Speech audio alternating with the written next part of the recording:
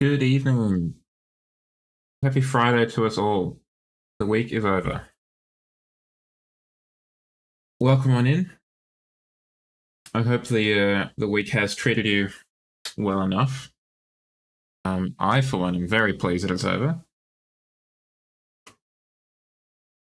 Excuse me. I hope it treated you guys a bit better. But, unfortunately, that might not be the case. Oh, what the heck? Let's hide that UI. Thank you very much. That's very unprofessional.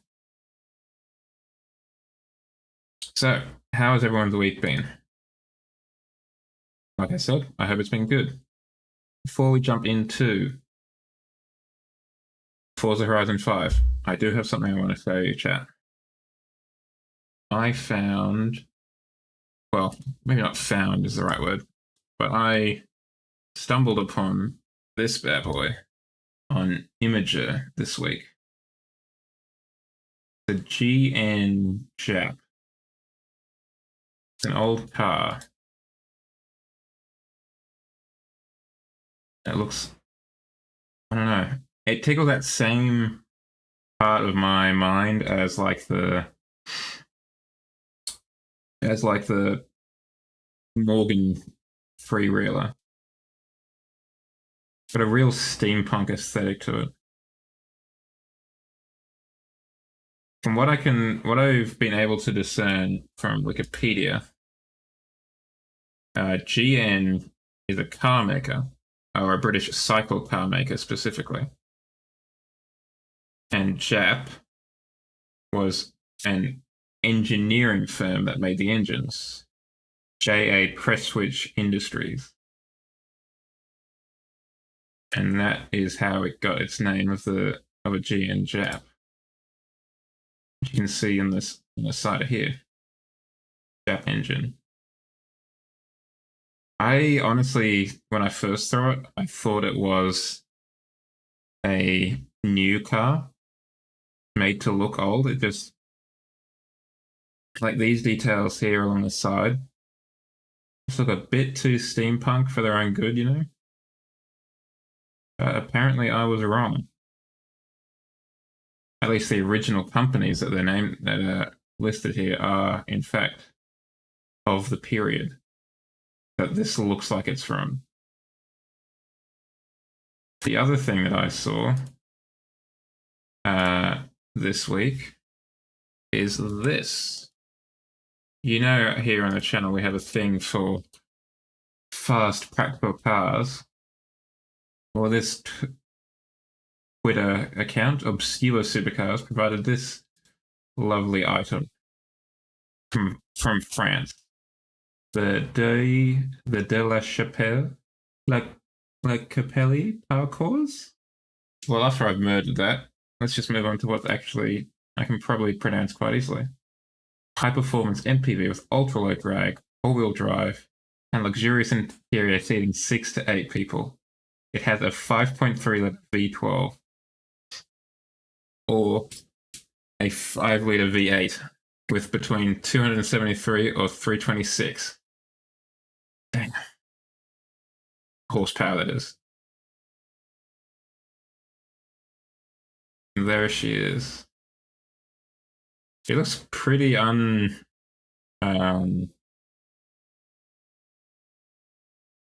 what's the word?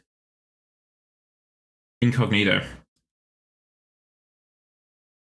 It just looks like, if you didn't notice the quad exhaust at the back, it'd just be another kind of boring people mover that you hadn't recognized. I don't know why the French decided we need to slap an enormous engine in this bad boy.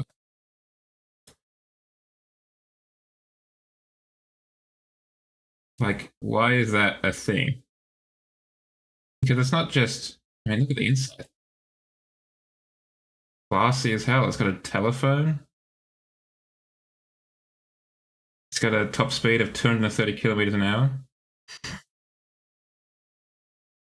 I just don't understand why they've got this thing for fast people movers in France. I don't don't dislike it, don't get me wrong. But just curious. Just curious. All right, let's turn that off. And let's turn on Horizon 5 as we continue our quest through the trucks. I'll be honest, it's not my favorite update. Not because of the quality of it per se. I'm just not a truck person. I don't especially care for trucks.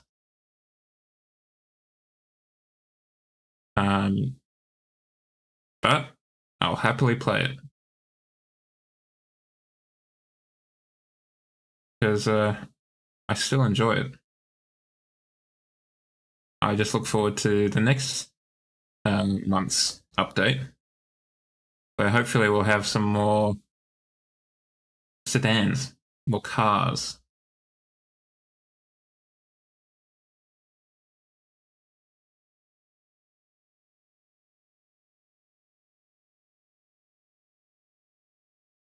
I don't know about you guys, chat, but I have a surprisingly busy weekend. I've decided to play squash in the early morning.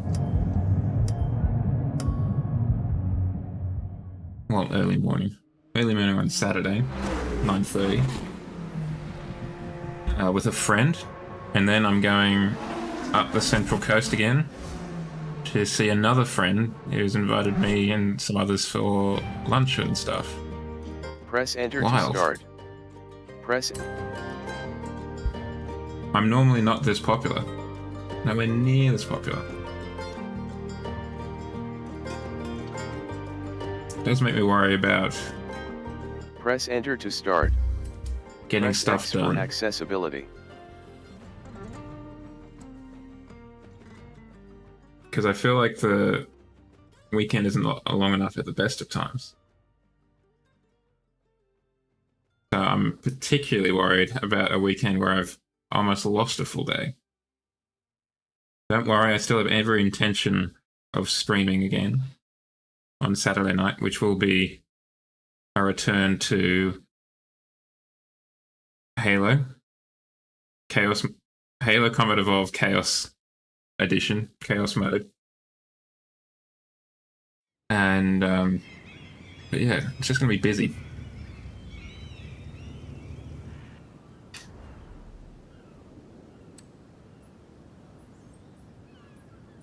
Have I missed anything from that? I've got everything I want. Okay. Retro Rally. Nice, nice.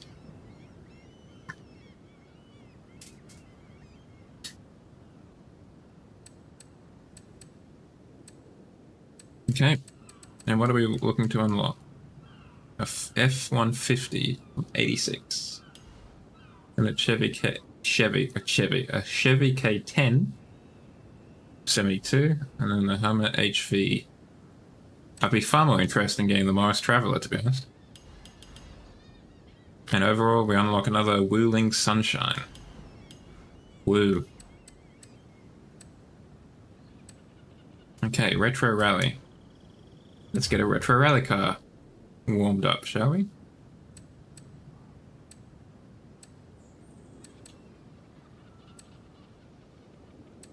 Maybe the Renault? Or the Puma. The C600 is not a huge budget to have in terms of PI. All of those are pretty close to that budget. Yeah, let's get in the Renault. It's already rear-wheel drive, mid-engine. I think that's going to be better suited to it than the front-engine Puma. And I do like the Renault's. Oh wow, we got a lot of customization too. We did make a good. Damn, we did make a good choice then. Just want to check. Does it have a wide body kit? No. Yeah, I think we made a good choice then, chat.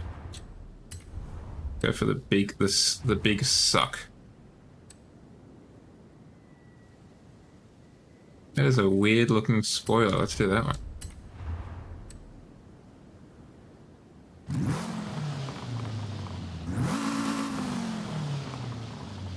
For the life of me, I cannot see the exhaust pipe. I think it's that on the right. But strangely, there's not one on the left, I don't think.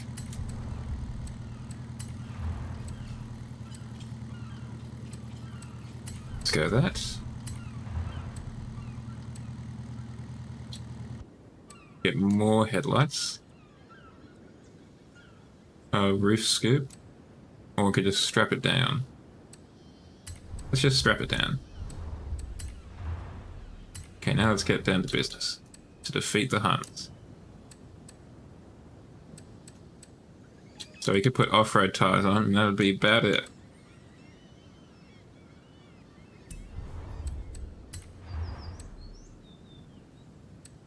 Let's thicken them up. Push them right out to the edges.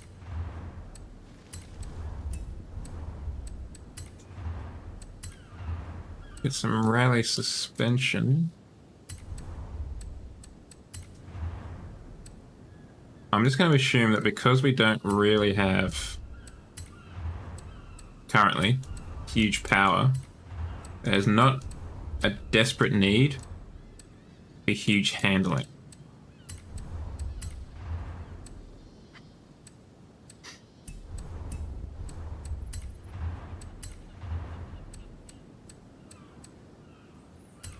Some race transmission. Oh, we need to get a diff while we're over here. A rally diff. Let's install the setup, because I also want to... I don't remember what we're actually doing in terms of courses. Am I making a rally car? We're not doing a rally. I mean, it looks like it's more on-road than not. Let's risk it for a biscuit and assume it is more on-road than not.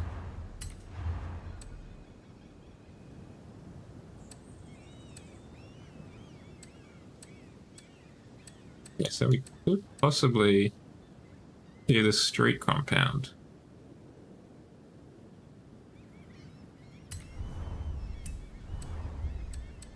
If we remove all of the stiffening.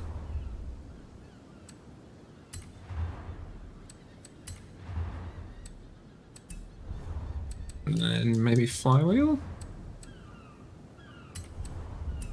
Alright, well look, let's see if this works. It might end up being an enormous mistake. And totally the wrong choice. It was actually a rally course all along. But, I don't know. I guess we'll find out, right?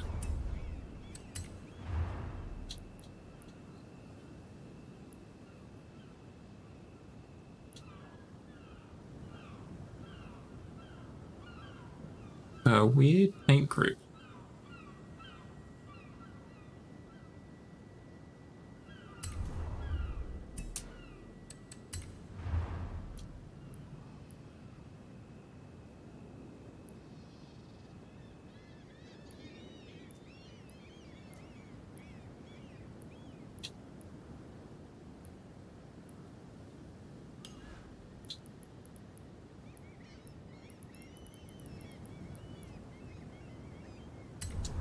That'll do nicely.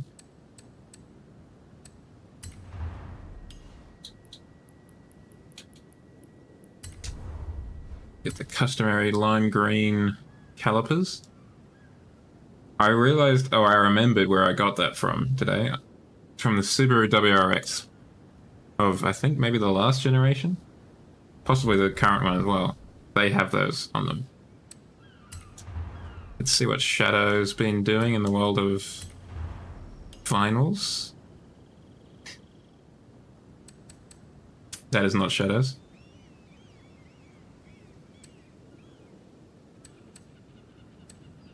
Let's get a Teb oil. But not there. We'll get one on each side. We'll just keep it simple, chat.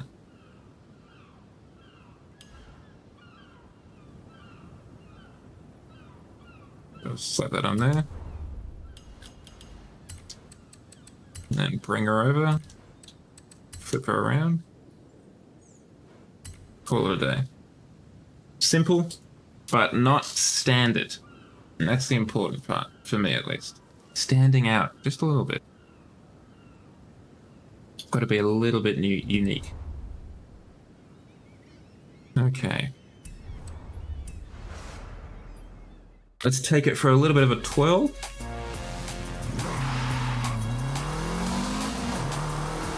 See how she's handled.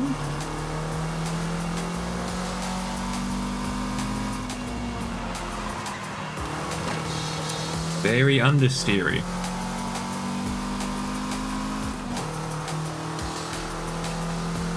I have heard that about these Renaults. Well, not these ones specifically, but this kind of... this body style of Renault. They're a little bit understeery.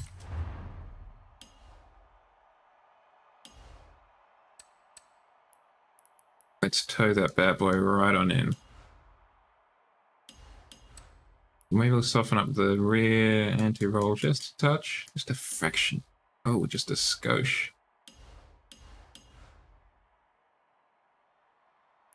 Yeah, and we'll turn that down a little bit too.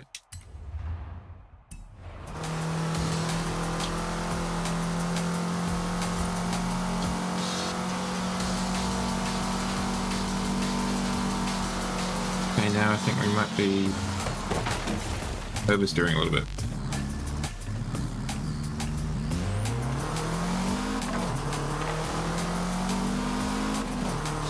This would be a far better B or A class car. But I guess we gotta play the cards that we're dealt, right, chat? It's a C class car the devs want, it's a C class car the devs will get.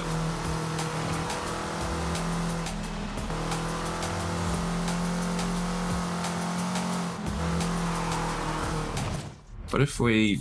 so we've towed the front wheels out, what if we tow the rear wheels in a bit to try and induce a bit more stability?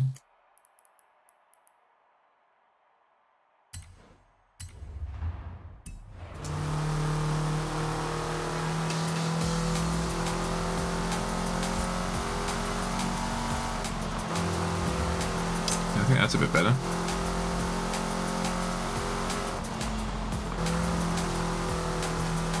Because I want it to turn in nicely, but I don't want it to kind of overturn like it used to. Alright, I think we've got a car that is not terrible. Let's attempt to find out how accurate that supposition is. Is this car terrible? Damn, she's got a lot of dials though. Got temperature, oil pressure, battery. Got another oil pressure on the right hand there. A clock next to that. A boost indicator, probably. I don't know what the one at the kind of 10 o'clock position is. Another temperature gauge of some sort. Oh, the steering wheel's weird too. I just noticed that. Some sort of two-spoke arrangement. The spokes are at 6 and 3. That's really weird. It's also very French.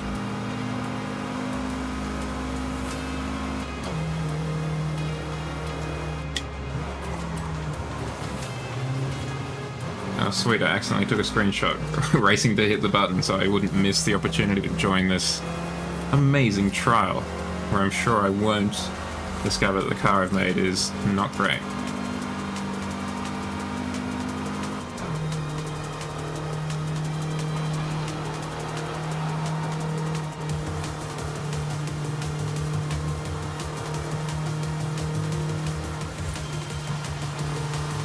Change the camera to a more acceptable position as well.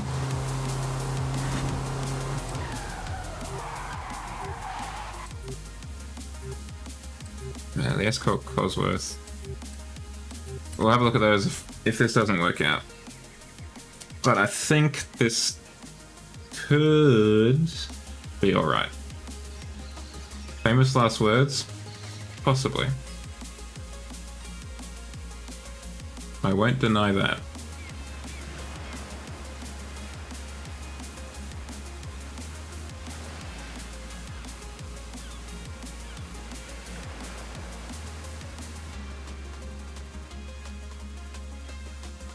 Eventually, we'll load in. Ah, you thought we were loading in just then, chat? No. I was merely waiting to get on the plane so we could fast travel to the event.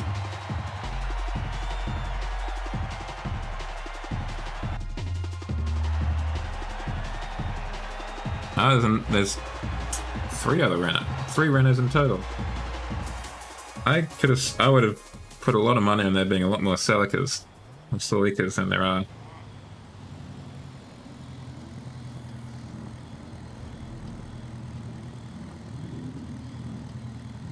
We do go off-road. Okay. Well, we've got the rally suspension.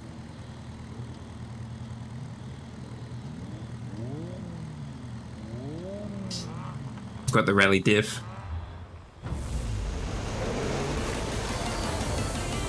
Let's make France proud.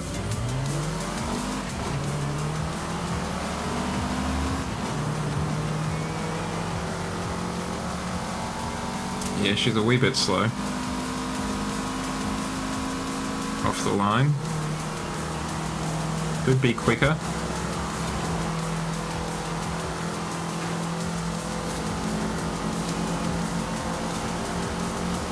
Why is Tristan undercover and not in a red car?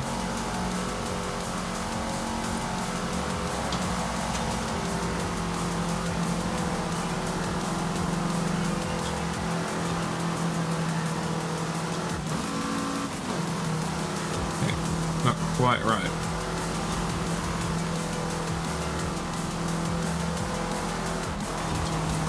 Frankly, I think we could have done with a few more gears.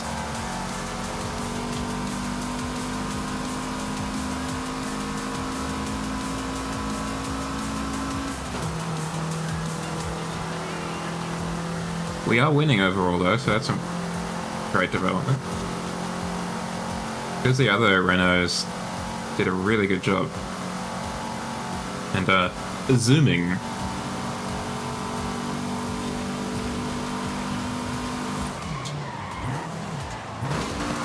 For flip's sake.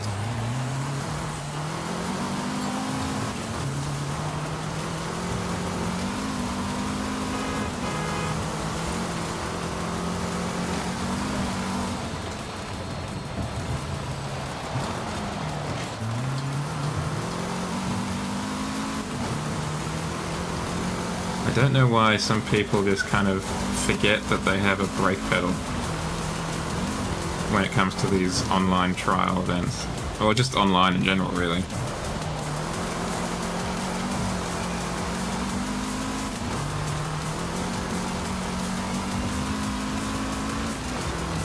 I'm out here always trying to be, you know, courteous and stuff, apologise if I accidentally run into someone so I don't get rear-ended and, you know, gunned down in the street.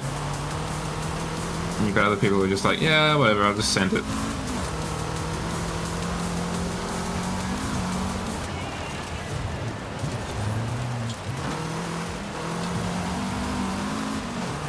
Quite the spoiler they have there.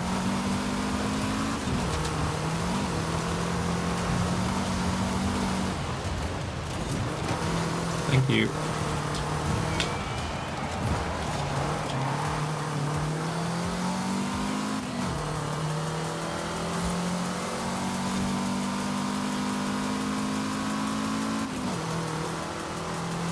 This definitely could do with like an A-class do-over, and I think I'll do that later on in the stream. But I reckon this car would be a hurler with a proper kind of track setup, you know, slick wheels, or slicker wheels, race suspension, a nicer sounding exhaust. Probably anti-lag turbo if we're honest with ourselves.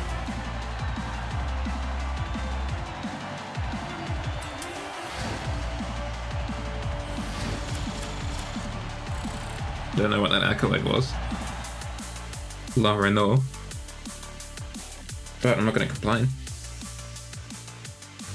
Getting an accolade for no apparent reason? Sure. Sign me up.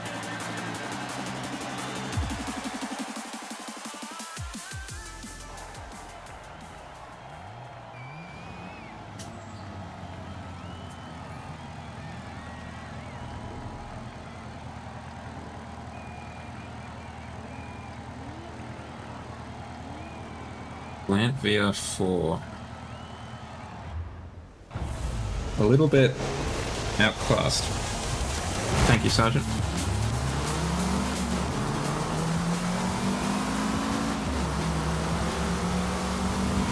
Oh, it was for completing a dirt racing event in a Renault. I wouldn't have thought it was that remarkable, but no, let's have happy. Oh, I meant to say sorry.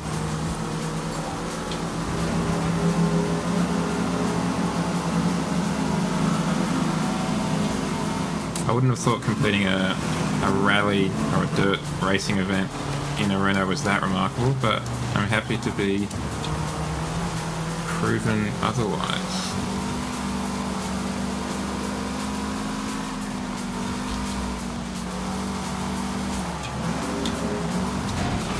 Oh, gosh darn it, I was trying to avoid him so I didn't hit him.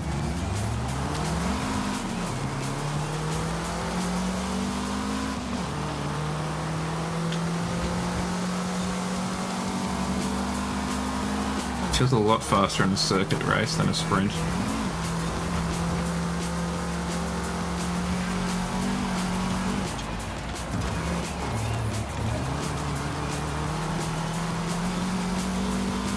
My apologies for the ads.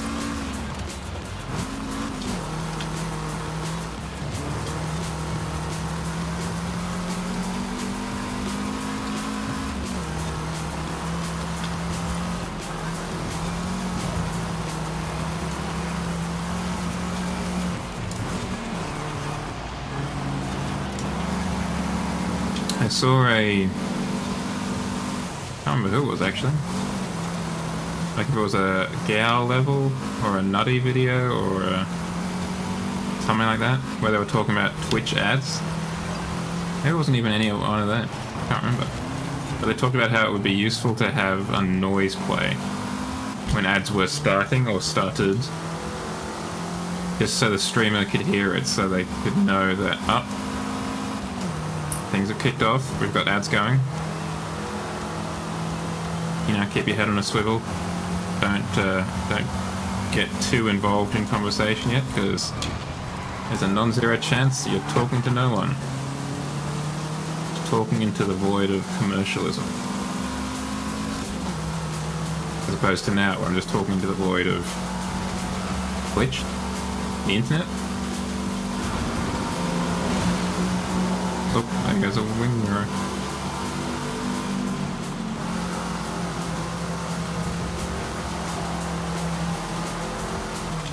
Absolutely throwing down on Pablo.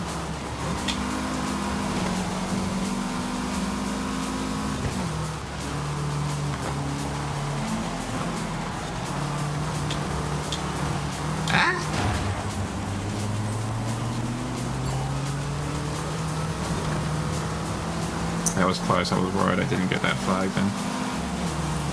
This is only the second lap. These are long laps. Doesn't help that I'm in a small car. By small I meant slow. Howdy Shadow, how's things? It's not terrible so far. I was saying earlier that I'm really not a huge fan of the update in general, just because I'm not a big truck guy, so I don't especially care for it. But I do like that it reminded me that I had this car in the garage. I do want to maybe take it up to B or A class.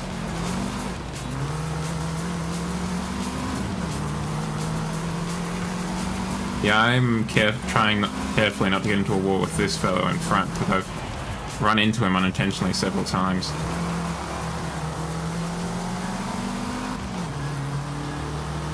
Yeah, I mean, I was thinking of that earlier, because there's another chap in here, or who was in here, that just kind of sent it into the back of me rather than braking. And I was commenting that I do my best to be diligent to avoid that kind of stuff. Almost to the point of like self-sabotaging. Because I don't want someone to like issue a fatwa on me. But you've got other people who are just like, yeah, whatever, I'm just gonna send it. Such a weird dichotomy.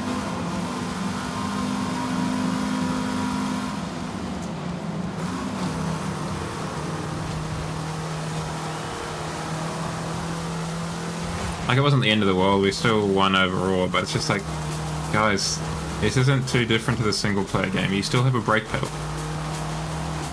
Thank you, Sergeant.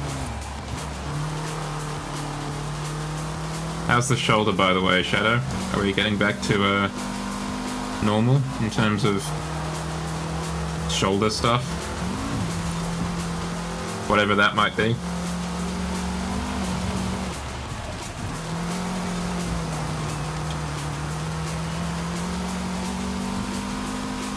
Ooh.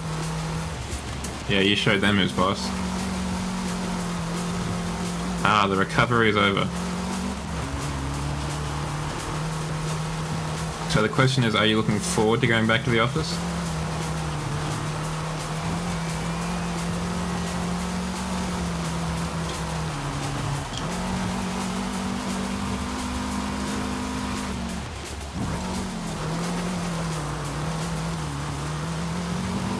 Yeah, I had a feeling that...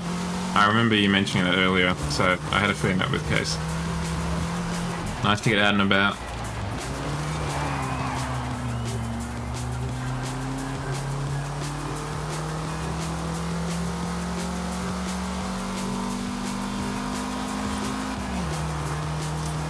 This also really makes me appreciate just how much faster like B and A class are. Like C class, even top of C class is slow. Ah, you do you? You do spy a T-ball logo of yours.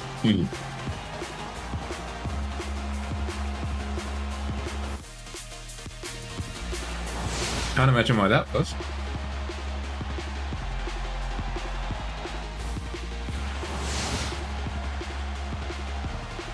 Just popping and locking. For a Bentayga.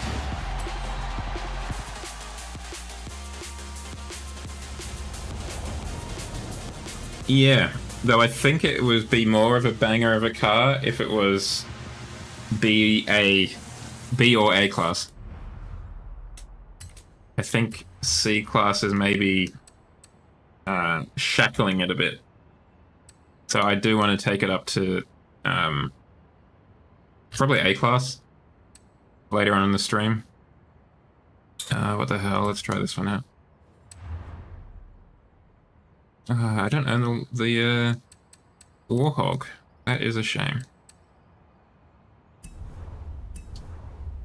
Didn't get an opportunity to use the Rally Fighter last time.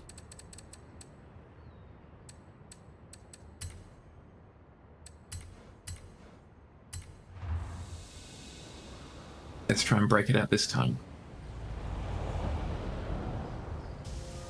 So I think we need to upgrade it a little bit. Or we can upgrade it a little bit, I should say. Yeah, that was not my proudest stream. Between the phone calls and a pretty bad case of the blues. Not my A game. I got a phone call from my brother, and, you know, I figured I can't miss that one. And I got a phone call from the lady I lead a Bible study with, and well, I figured I couldn't miss that one either. So I probably should have ended stream a lot earlier than I did, though. I'll own up to that. My trip was good, thank you. It was really nice just to get out of the city for a bit. The change of scenery is just so lovely. Like, we went up to a place called Avoca, which is basically a seaside town. It's a beach town. Oh, this car's only got 3 gears. There you go. Turn left. I did not know that. In 200 Yeah. meters. Turn left. So while it wasn't great beach weather, some people still went for a swim. I did not. You have It was arrived at just your nice to, destination. like, we went on some walks along the coast on Saturday, had a nap on Saturday as well, which was really nice. There's some big boy tires on the back. What else did we do? Oh, we went to the kind of markets. They had a market on Sunday morning. It's not that I didn't want to get wet. It's that I didn't want to get wet and then have to get out. Because the water apparently was fine. Like, it was perfectly warm. It's just that when you get out of the water, you get hit by the cold air. And I was not too keen on that.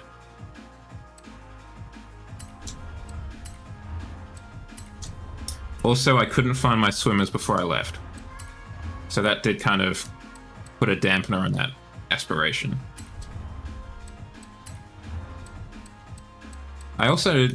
I mean, it's not something that I've ever really thought about as like a universal fact, but I also noticed that...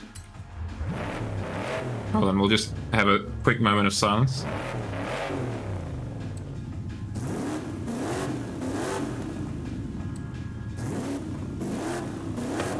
No difference, we might as well go for the race one. That the waistline seems to be where people suddenly go, ooh! Like where the cold really hits you out of nowhere. And I'd always thought that was kind of like a me thing. But I saw that at least one of the people that went into the water experienced a similar sensation. So I was like, I guess it isn't just me.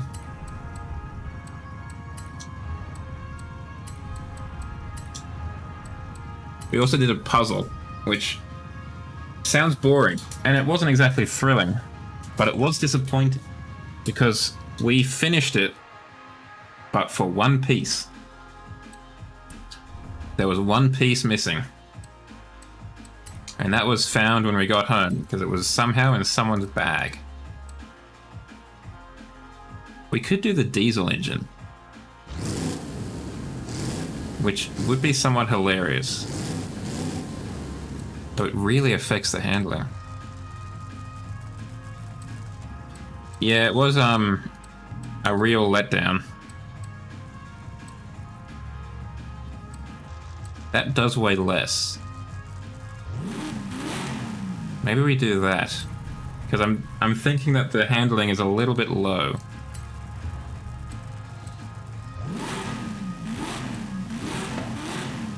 But then supercharging it would not really help. Let's just keep it natural. I have never seen this car IRL.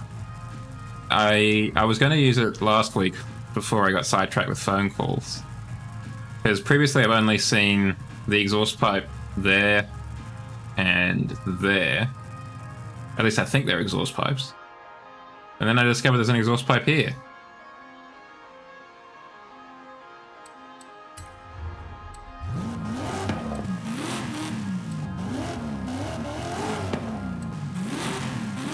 That just sounds throatier. Let's leave it at that.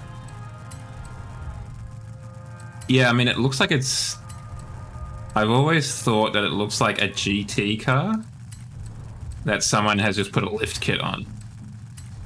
Because if you, like, lowered it down and gave it regular tires and what have you, it'd look kind of like some sort of Aston Martin knockoff, I think.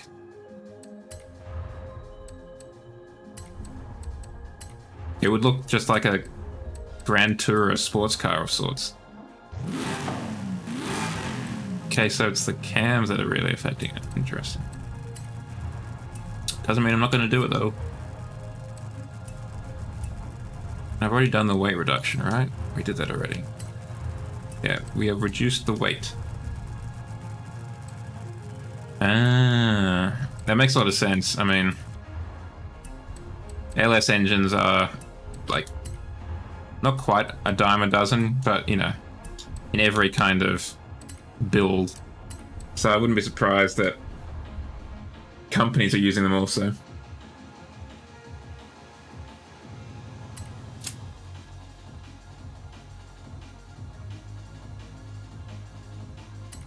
Yeah, they have. Like, I do like a rally version. While we're waiting for this to happen, I want to show you this shadow. This right here. The De La Chapelle parcours. It is a V12 or V8 powered people mover with between 273 and 326 horsepower in 1992. And of course, it's French. And it just looks so unremarkable. Yeah, that's why I thought I'd bring it up. It looks so unremarkable until you get behind it and you see it's got quad exhaust. But look at the inside on this Drive article. For 1992, that's classy as hell. Inbuilt phone, what looks like an actual TV. Like, damn. This is a proper limousine. Oh, yeah, I can see that. Unfortunately, it's not like a proper profile shot. But yes, I can definitely see that. It does look like it's got a very long bonnet, but not a long nose. It's kind of weird. The other thing is this bad boy here. Oh, almost certainly. This is a GN Jet. It's an English vehicle from, I think, the 20s. The Jap is the engine, and GN is the chassis. I think... Hold on. Where was it? I had the Wikipedia page open earlier, but I closed it.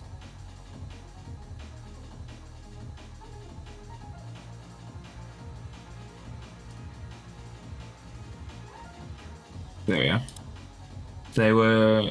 Yeah, J.A. Presswick. A cycle car, which I'd never heard of before. Like, the engines were connected, in some cases, via a belt to the rear, which is, like, pretty wild.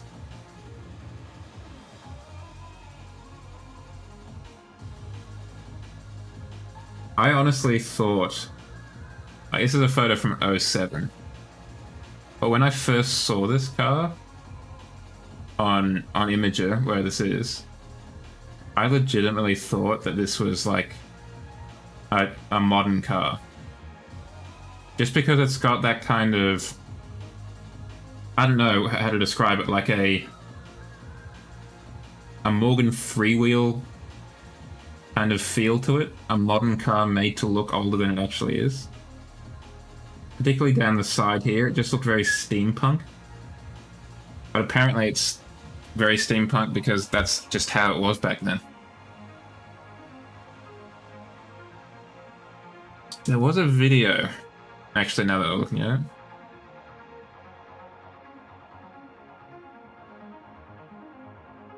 Where was it? Was it this one? Nope, that's not at all what we want. Thank you, though.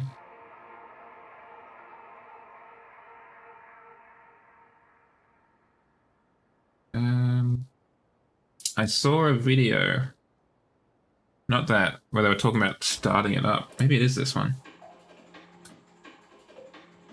Oh, that would be terrifying. Yeah, look at that as well.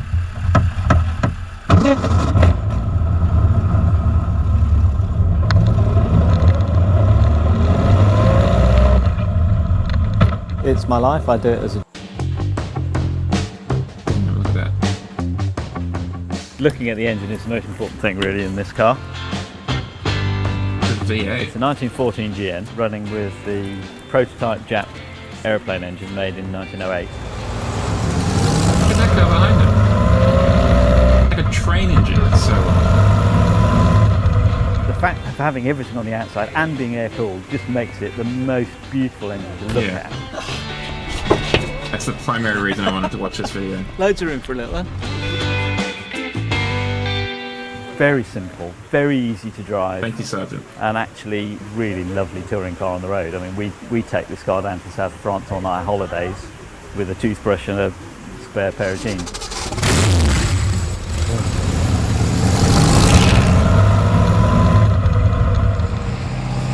Yeah, I was going to say, it also looks like you're offset. This is the only engine that's running and will ever run again, I imagine, because the others are all in museums. The car is 1914, hence the fact that it's got a wooden chassis, because all GNs have got a wooden chassis before the First World War, and they only adopted the steel chassis because it became fashionable. Yeah, you can see the road underneath, but it doesn't really matter. I mean, it's sort of, you don't want to lose change down there, but it's always been like that. I really like it a little bit more floor paneling, to be honest.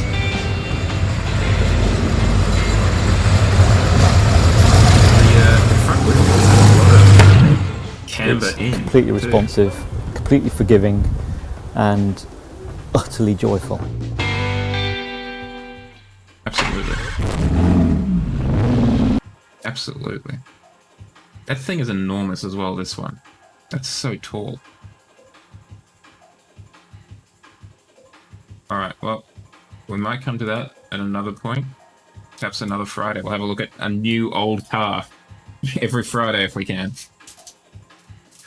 But in the meantime, we've got a rally fighter to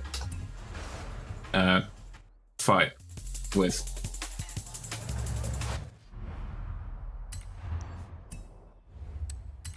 Not my best segue.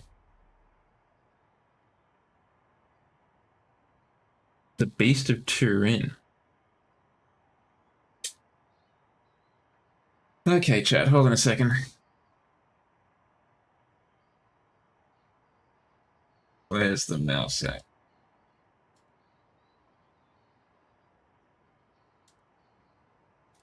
The Beast of Turin.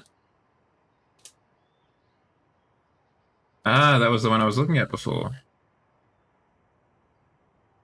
I don't know why my mouse has disappeared, but it is annoying. Yes, I remember I've seen this somehow. 28.4 liters. That's an enormous 4-cylinder engine.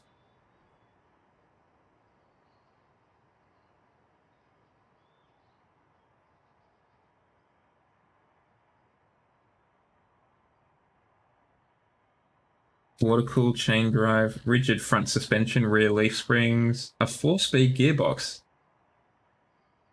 That's pretty impressive for 1911.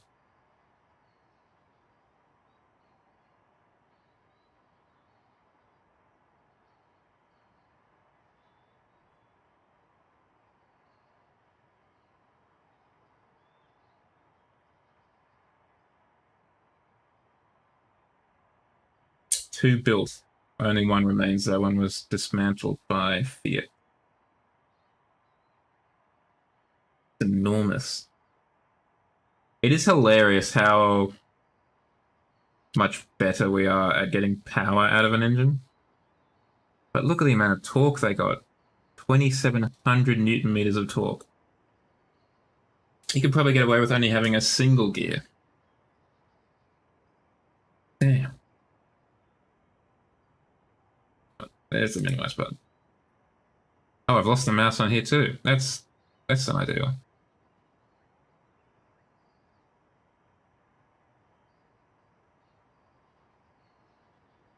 I don't know why it's suddenly come back, but, you know, whatever. Yeah, I mean, they were brave? Insane? Something like that back in the day. Turn around when it is safe to do so. 100 meters. Turn left.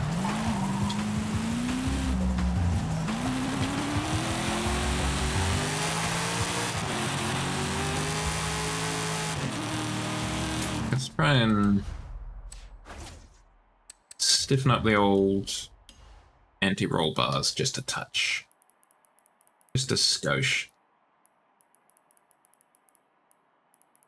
So we're not rolling quite as much. Well, that's why they needed 28.4 liters to do it, right? To get up to speed because of the weight of the Huspa.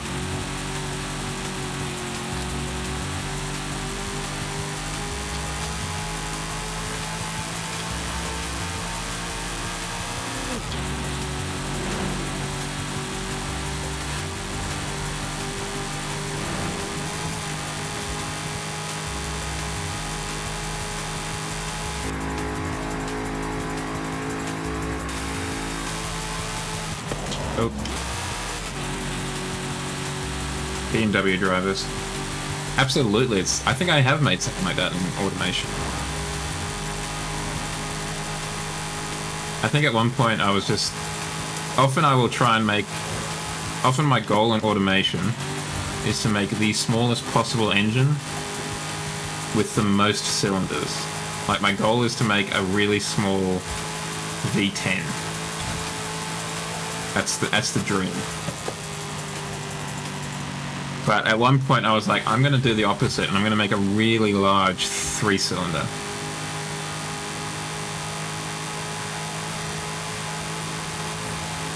And I think another kind of similar to that car, at least in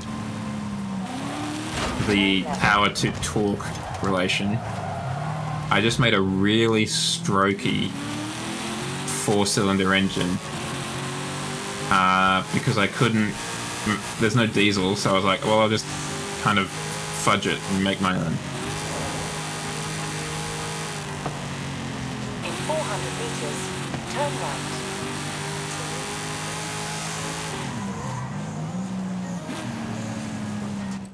Okay, let's come over here. It's fine. Well, we could probably increase the caster a little bit from 2.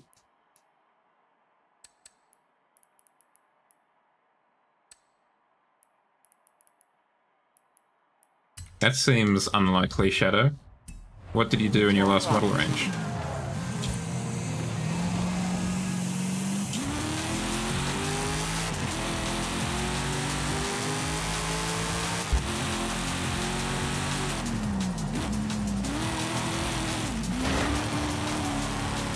One of these days I should play automation on stream.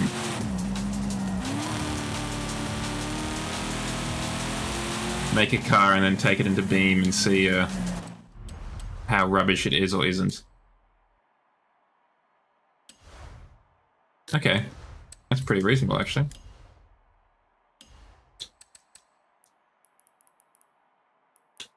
So me with lack of faith.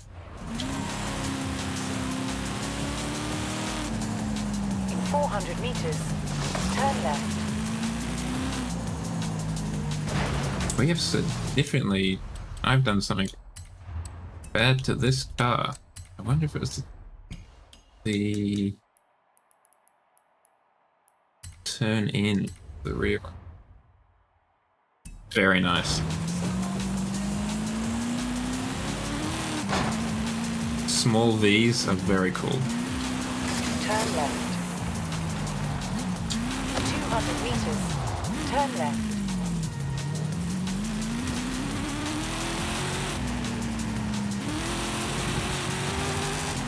Turn left. Let's also Turn down the anti-roll in the rear so it matches the front. So hopefully induce a bit more oversteer. You have arrived at your destination. Well, there's not a huge amount of oversteer.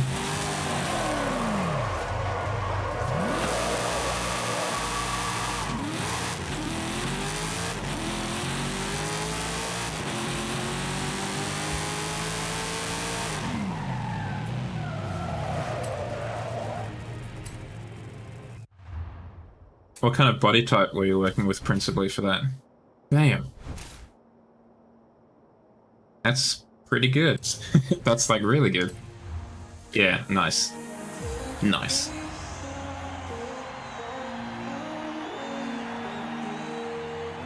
I often try and do a similar thing where I'll try and make a golf family of hatches.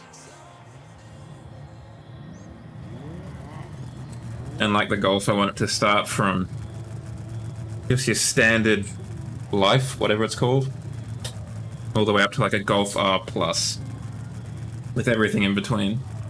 And ideally, a cat as well.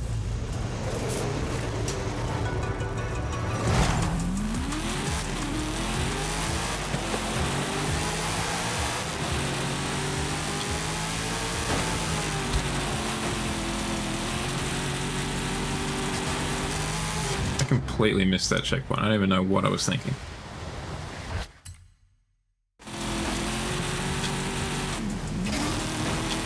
Oh, one interesting thing, and I should mention, is I got an email today, or last night, from Ubisoft. Because when they announced the new Crew Motorfest, they said they were going to do like some sort of private beta stuff. And I got an invitation to it, just because I applied. I can't do anything with it in terms of content, but I am tempted to say yes nonetheless, just to go and check it out.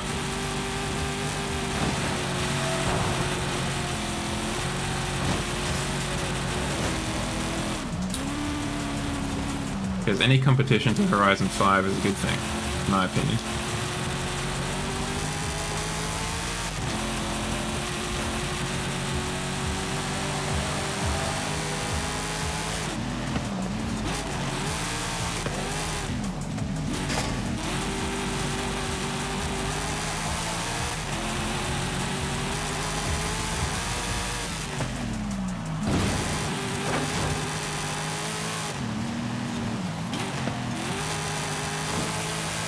Those mud flaps are really doing a good job at keeping our rear end quite clean, despite the fact our wheels are like twice the width of them.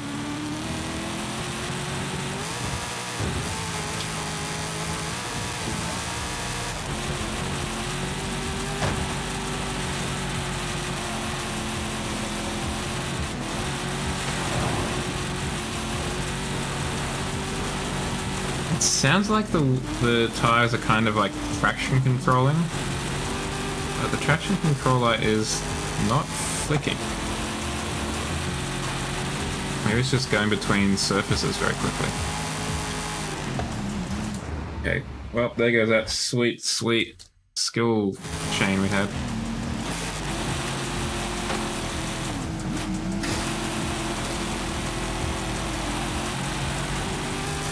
Just try and get second.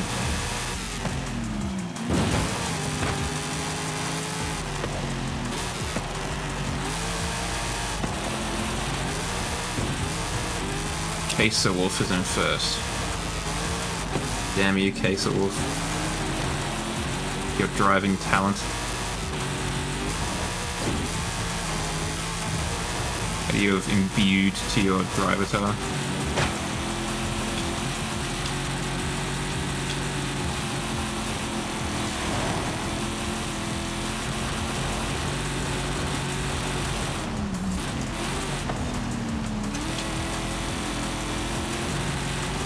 Try and get Victor Desperado. No. I might try it again, chat. See if it was just a fluke that I was that bad, or if it's just, you know, a fact. Hopefully it's not a fact. but we'll see.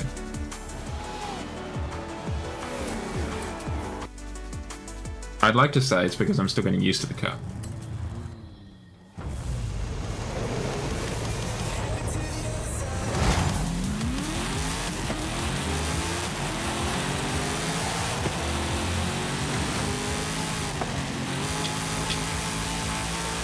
We do unsurprisingly get left behind by all the electric all-wheel drive cars. They just shoot off the line.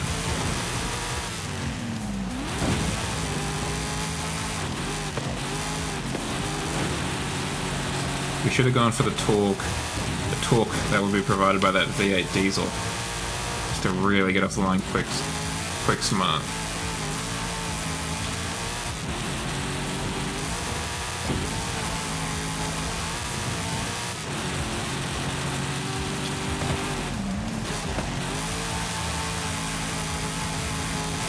Thank you, Sergeant. Thank you very much for shouting out the channel. That follow would be much appreciated.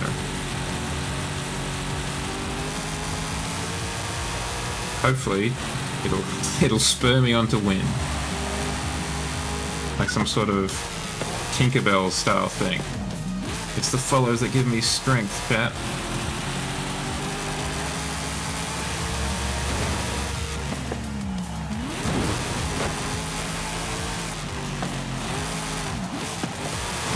I mean, I think it's the sensible choice.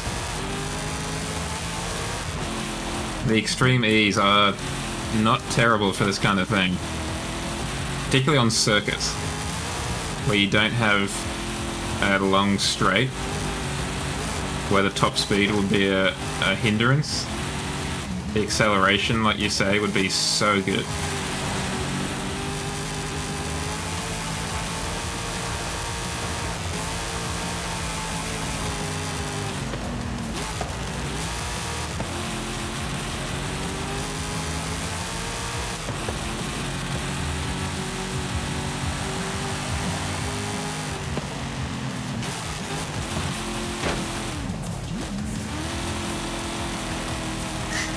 Yeah, change it up a bit.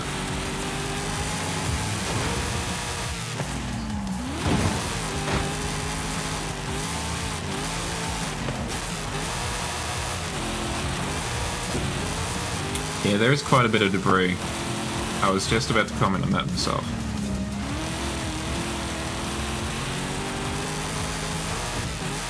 And Queso Wolf is just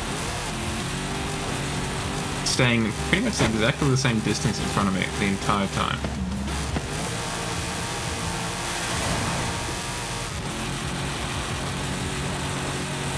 Aha! No! Okay, we're trying it again.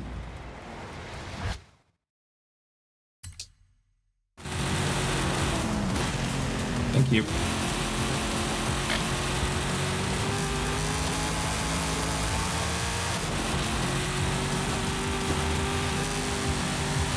Better. Well, at least it wasn't totally useless. Can't you get the double bump perk for an extreme eco?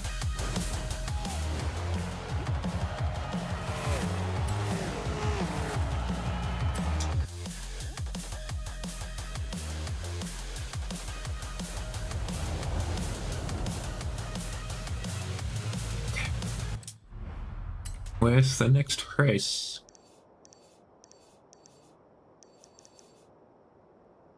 Got another circuit, and we've got sprint. The thing is, I barely use perk points. I basically only use them to unlock that perk, and then I just forget about them. And I don't do that on like every car either, I just do it on a couple here and there. Normally the more off-road cars are the ones that I'll do it on.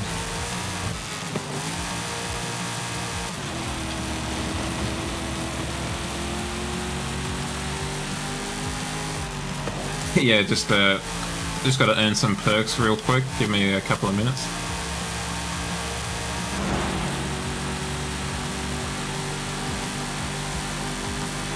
At the roundabout, take the second exit. turn around when it is safe to do so.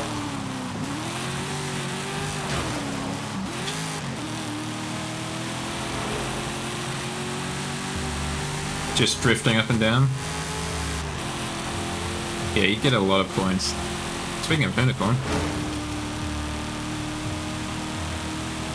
400 meters. Yeah, or if you were like in something like this, in one of the deserts or whatever, where you could both drift and jump, Turn left. you get a lot of points that way too.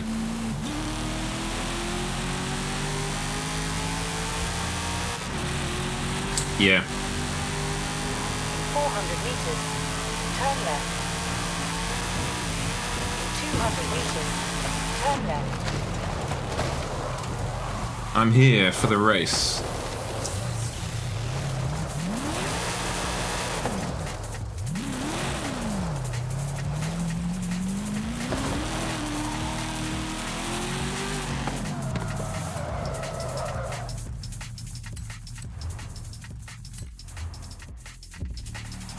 I mean, the best bet if you want to get perks is always to wait for the skill song, right? You're not going to look at 2 times multiplier in the face.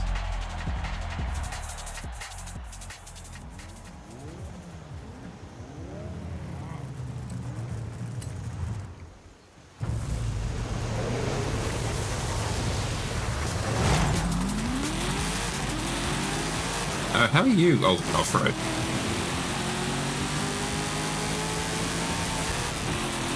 How is that Volvo or is it Mercedes Ultimate Off-Road?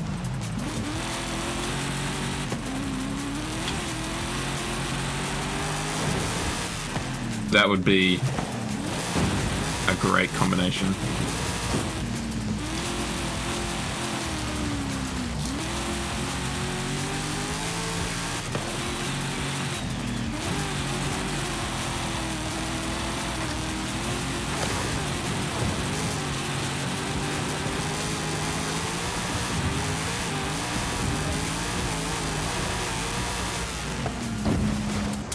Gonna have to get rid of that skill chain so I can get through the checkpoint this time.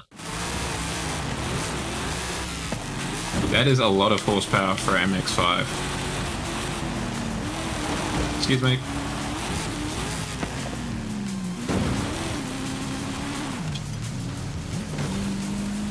Thank you, Queso.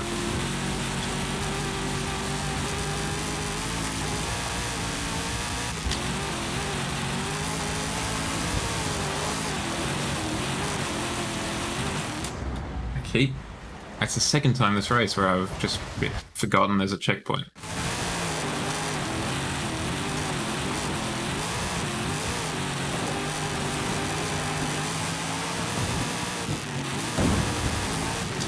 I mean, it sounds like there's a good reason for that.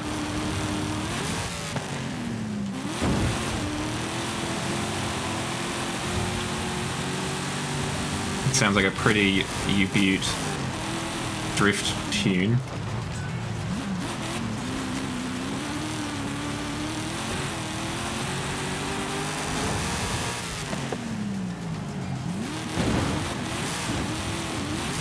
Even better.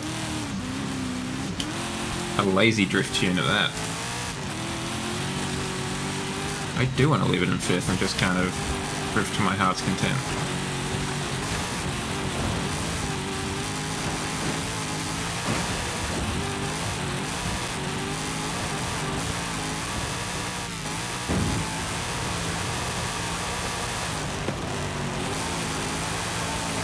Wow, your wheels are really cambered at the front there, Casey.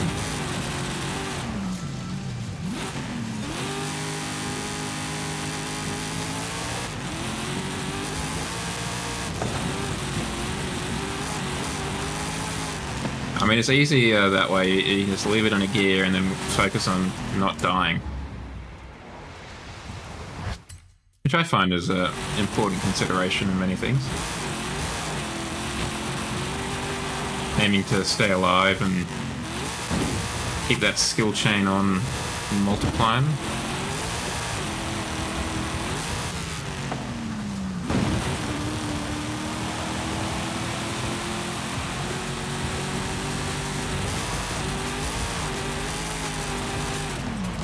I have enough trouble drifting as it is.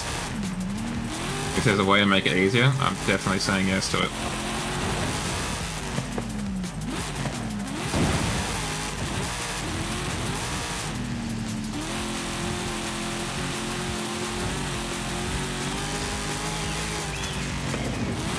I wonder if you set this race to realistic damage difficulty, if by like this third lap everyone just has broken suspension from doing that enormous jump at the beginning.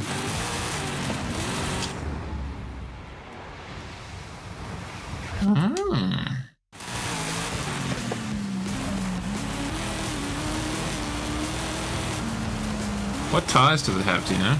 Off the top of your head? Is it like drag tyres? Off-road tyres? Oh, I forgot there's drift tyres. That's really dumb of me. I don't know how I pulled that one off. That makes a lot of sense, putting drift tyres on your drift car. Yeah, that checks out.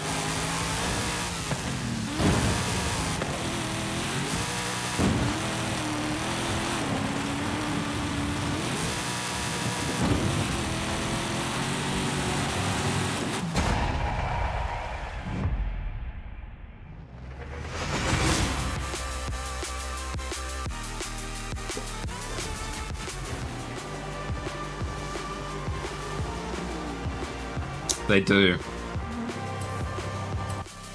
They're a lot more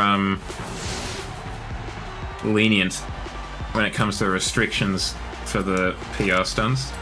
Be it the jumps, the drifts, the whatevers.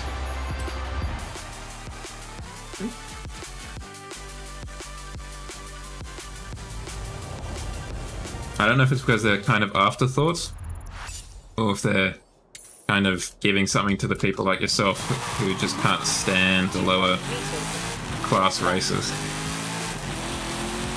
Turn left.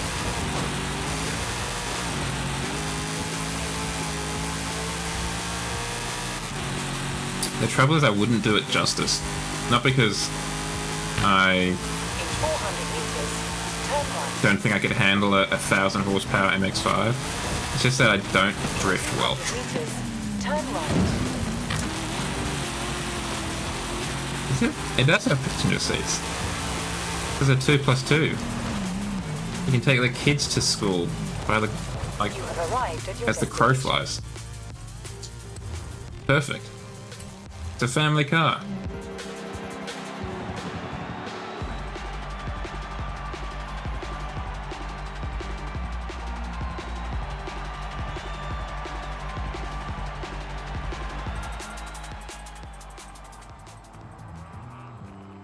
Yeah, it's probably something I should learn.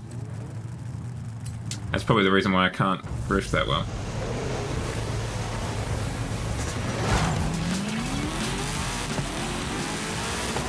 Where'd that truck go?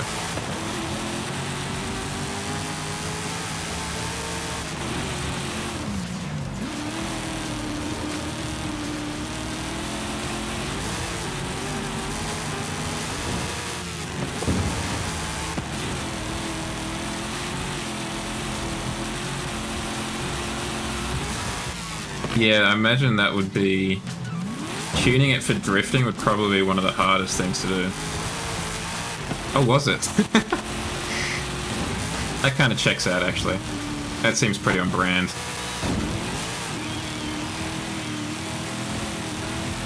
Beep beep, shadows coming through. Shouldn't have done that. Always go around. Keep your wheels on the ground, Joe. While they're in the air, you can be accelerating.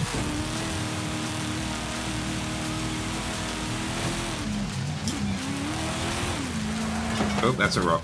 Ow. I don't think I've ever driven the trucks in this game. I drove them... I definitely remember driving them in 4, but I don't think I've ever driven them in 5. The Mercedes and the Volvo.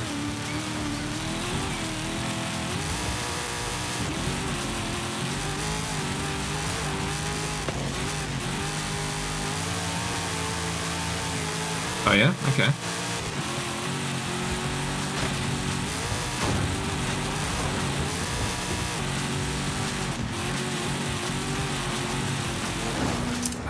What am I doing? Just drive a little bit to the right and you get around them.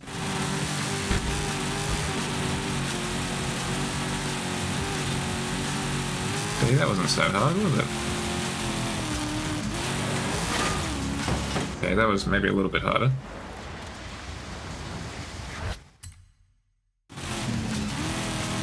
That must earn you a pretty penny, all those tunes you have. I mean, I'm happy when I get like 500 credits from the, you know, fractionally useful tunes that I've shared. Okay. I guess that you do have a lot more logos, and I'd be interested to know how you earn with a logo. Is it just like one earn per car that it's put on? Or is it one earn per like time the sticker is used? Like, would you earn more if I covered my car in T-Boil logos? Or would it just be the same because it's been used on the one car?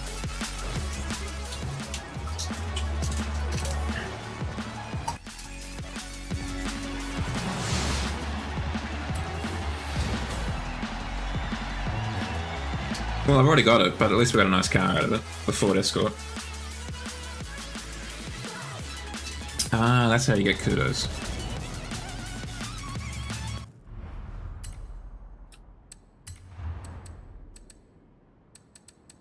Okay.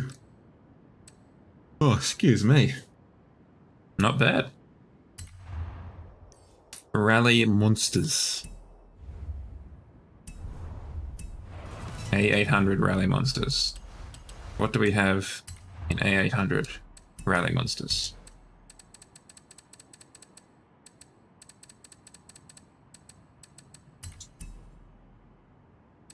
Not a huge amount.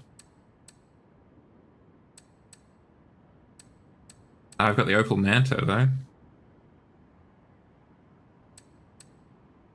That's all you need.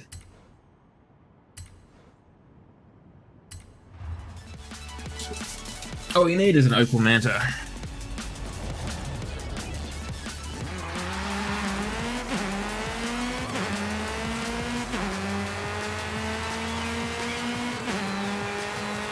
In 400 meters, turn right. This car just sounds fast.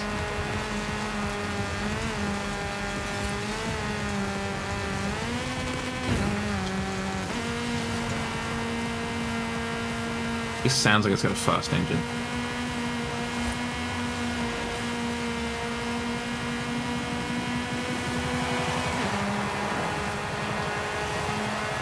I don't think I've ever actually encountered a Manta before I played this game. Like, they may have been in 4 and 3, but I just never really paid much attention to them.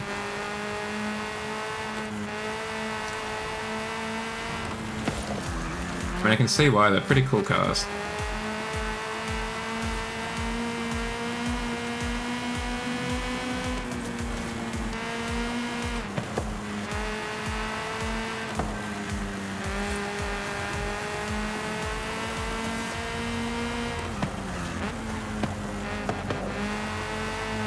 Yeah.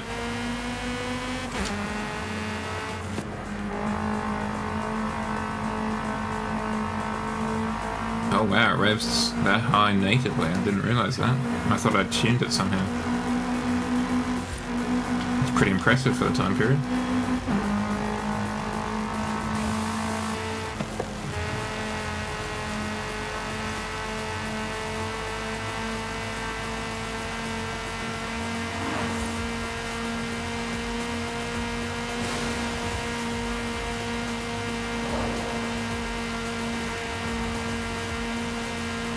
What's your fave Opel? Is it that kind of roadster thing? I think that was probably the first Opel I encountered.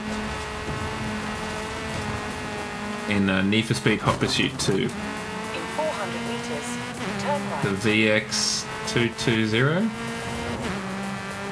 The Opel Monza GSE, huh? Calculating route. What makes that your fave? The looks, the engine, the heritage, the fact your uncle owned one.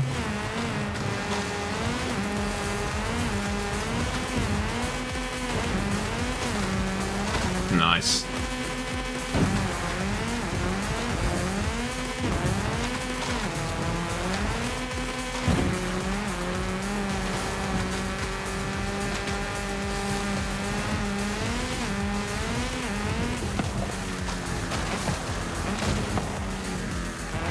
I haven't really paid much attention to Opel since they've, well, you know, since they and Volkswagen were bought by the French. It was the French, right? Or was it Stellantis? 400 meters. Can't remember. Turn left. I think it was the French. Turn left. Yeah, that's the one. Real kind of early 2000s nostalgia car for me for some reason.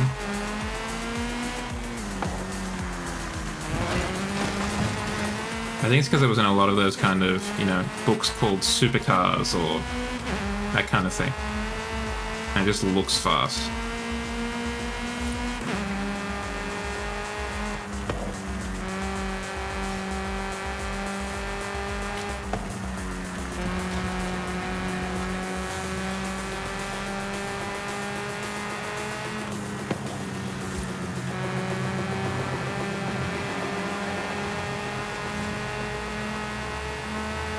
In 400 meters, you will arrive at your destination. Fast car. I've never actually seen one in the flesh, I don't think. You have arrived. But I don't at think your they were ever destination. sold here under any name.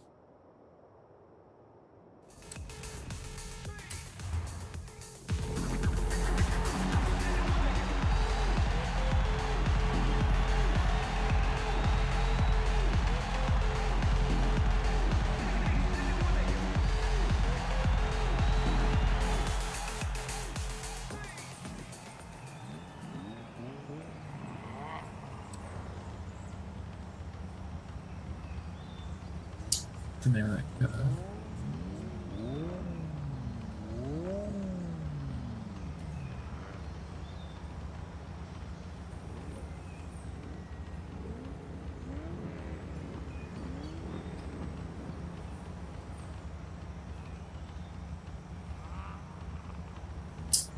There was a car that I saw in a Wheels magazine, a car magazine down here, which was kind of like a custom car of sorts. I'll have to do some research outside, some homework. I don't know if I'm going to be able to find it. All I remember is it had a 5.7 litre V8, and it had no roof. And it was yellow. Not particularly useful search terms.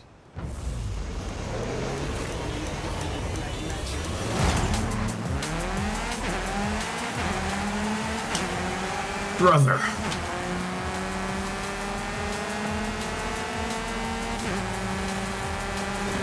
Heck, it was kind of like that, except it was more conventionally shaped. Like it had a long bonnet, and you sat pretty much at the back. And it had enclosed wheels and all that kind of stuff. I can see it in my head. I just can't for the life of me remember what badge it was under.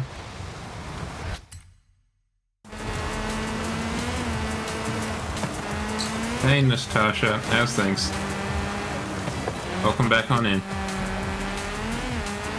Not much, just been reveling in the fact that it's Friday evening and the work week is done. It will, I'll bolt upright at 2 AM or something, be like, oh, it's the Paskin Sal or whatever. Or as soon as I go offline, I'll just be like, oh, it's this.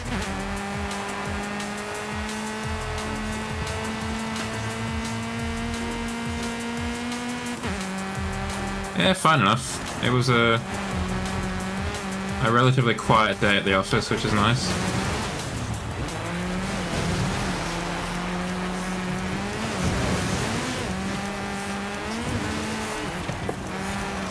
Just looking forward to the weekend and not going to work.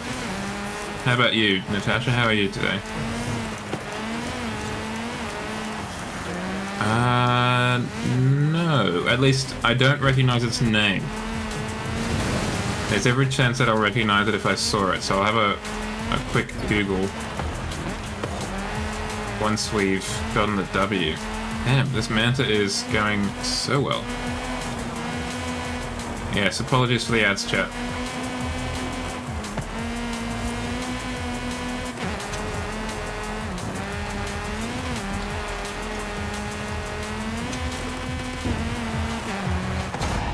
Damn, that Opal's goated. With the sauce, perhaps, even.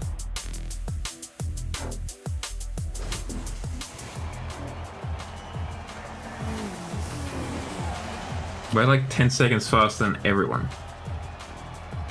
Even the other Opal came last. Pathetic. An insult to the name. Chevrolet SSR.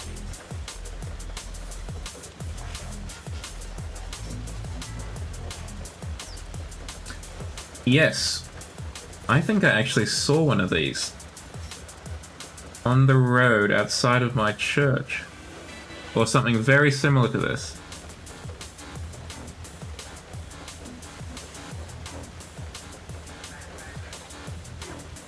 They're definitely recognizable. There's no denying that.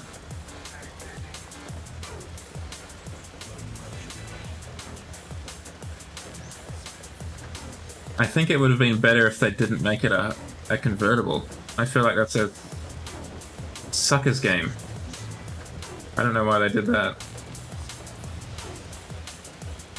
Anyway. Next race.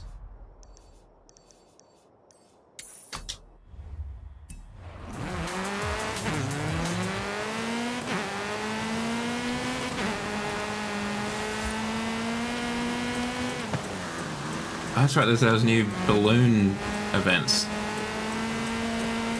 Yeah, a lot of those American cars were, I used to think that what was it? The Crossfire, the Chrysler Crossfire. I used to think that was a pretty cool looking car. And then I saw the inside and I was like, maybe not, maybe not. I feel like you can make an exception for the OG Viper. Just because it's like a race car, a supercar of sorts, I feel like you can kind of give it a pass on it being a little bit on the inside.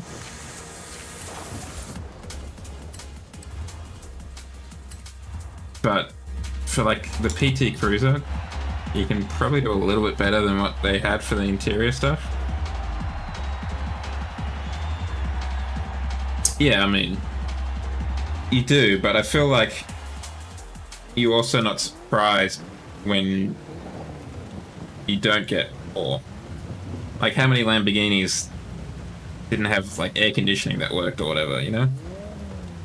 I feel like compromise is part of the supercar experience. Or at least it certainly was back then.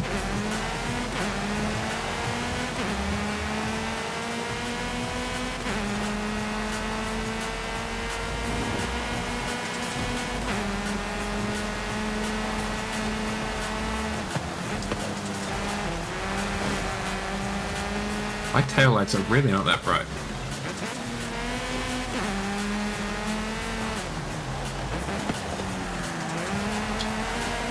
Yeah, that too. Side pipes are cool and all until they burn your ankle.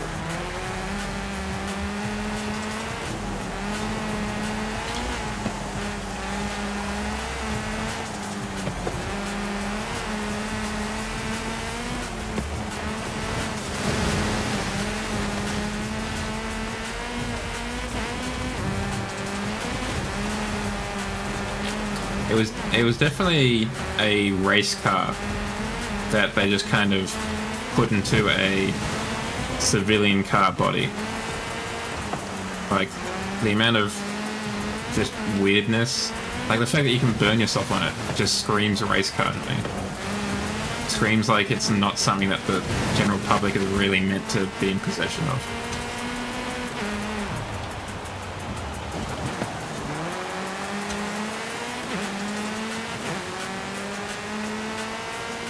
Which is a shame because I'm not a huge fan of the Viper. The newer ones look nicer, but I've always liked those kind of side pipes.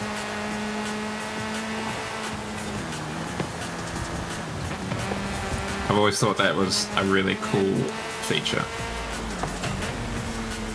Definitely made it unique.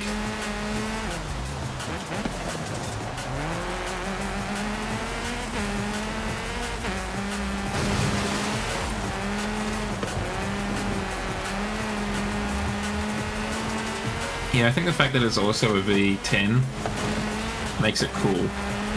Because it's not, like, it is a muscle car if we're honest with ourselves. But it's not just another V8. They added another pair of cylinders on and made it a V10.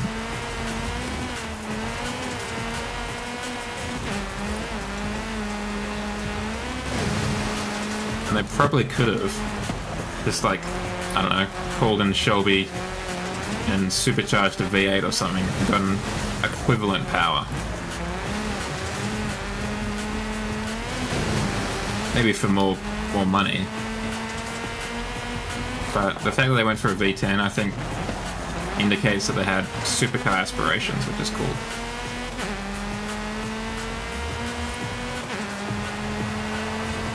Yeah, at that point, you're right. He was contracted to Ford again.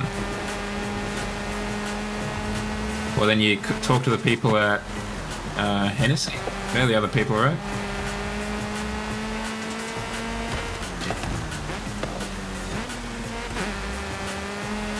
There's plenty of American fellas who are like, oh, we can get more power to that V8 for the right price.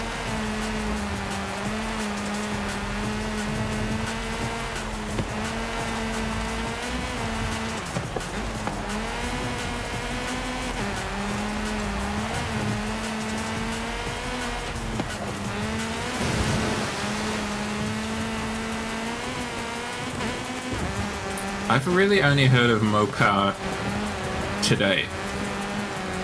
Mopar. Because I saw someone had done a Mopar logo. I was like, what is that? Guess that answers my question. They're a tuning house of sorts.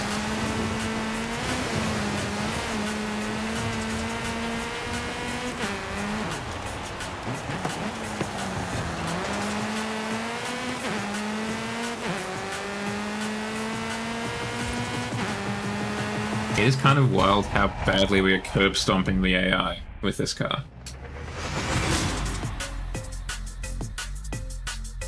A long while. The most recent time I've heard of them was when I went on the used car website down here, Car Sales, and I was looking around and I saw that there was a Rally Art Lancer, which isn't quite an Evo, but is closer than a regular Lancer to an Evo. Though there was an article in that same Wheels magazine where they were talking about doing something with one of the Outlanders, doing something with the Mitsubishi Outlander. But yeah, I haven't heard of Master Speed in a long while. Which is kind of weird because they still make something that you could conceivably see falling into the Master Speed area of expertise in the MX-5. But Master Speed has really fallen off the radar. Which is weird because it's not like there's no demand for it. The Hyundai N division, I guess you'd call it, has been going great guns. At least down here they have, for the company.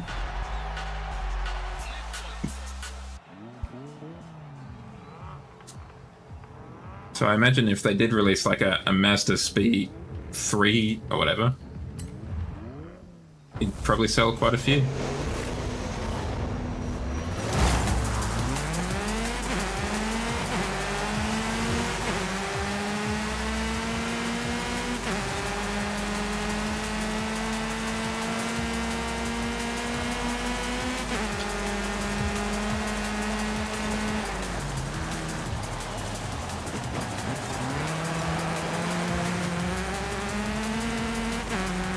Yeah, they had like a, I think they were MPS or something like that, the Mazda 6 MPS or something like that, which was the all-wheel drive turbo, and then the Mazda 3 MPS. But that was like in the 2010s or something, I feel like. That generation of Mazda 6 is probably my favorite looking, to be honest. Probably because my family came relatively close to buying one.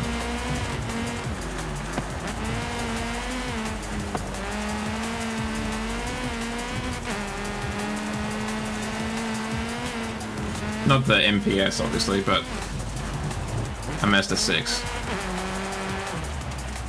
Yeah, well, they don't really make the Euro boxes too much here anymore. We've got the Mazda 2 and the Mazda 3. Still got the Mazda 6 though, just not in a wagon. But yeah, they've got so many crossovers, it's kind of wild.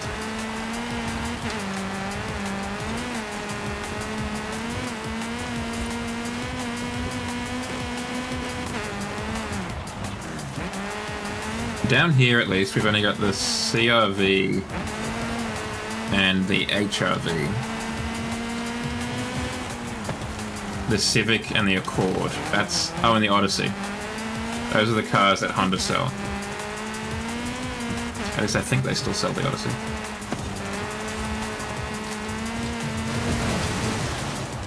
Unfortunately, we have lost the Jazz, which is a real disappointment. Because I've always had a soft spot for the Jazz. And even more so now that my brother owns one. From 2016, I think it was.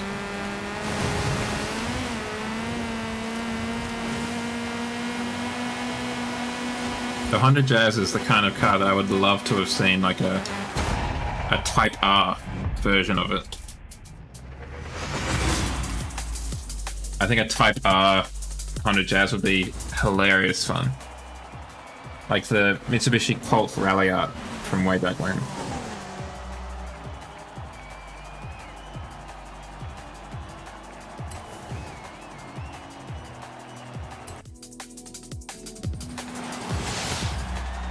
The Accord's still around down here. But the Accord Euro unfortunately died a death. I think we've got the American Accord.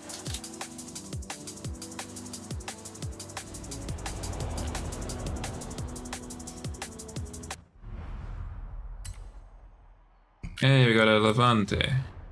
And a Ford F-150. Oi!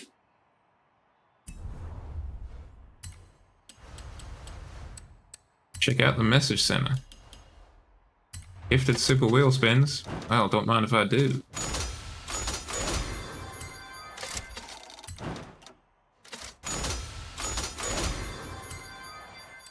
Send as a gift. Anyone? Enjoy. Comrade.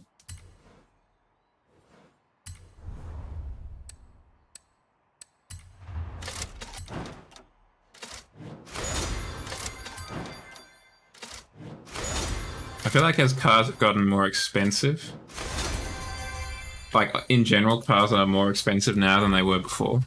I think even compared to the value of the currency, they're just a bit more boring. It's not unheard of for me to see an S600 on the road. There's one around this area. Someone owns one that I see around. And it's always a pleasure to see it on the road. Where's the Renault?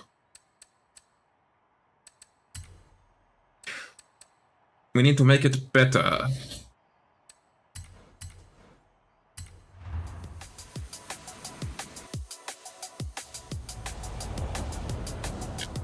Let's make it a track car, chat.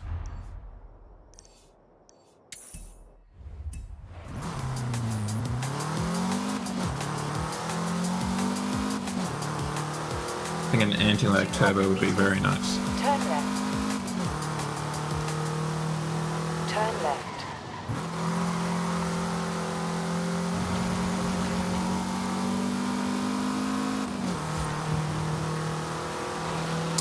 Yeah, I was kind of, at one point I was thinking of maybe trying to do like a French flag color scheme. And then I just kind of like, actually I don't care that much. But yeah, it's nice, it works well. For what is just two colors, it adds a lot of visual interest to the car quite easily.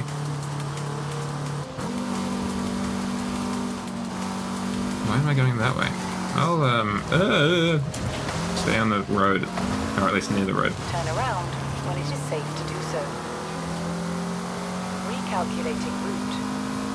In 400 meters, turn right.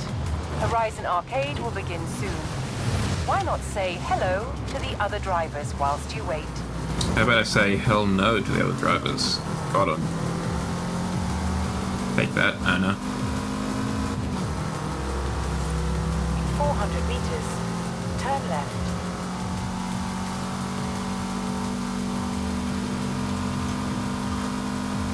Turn left.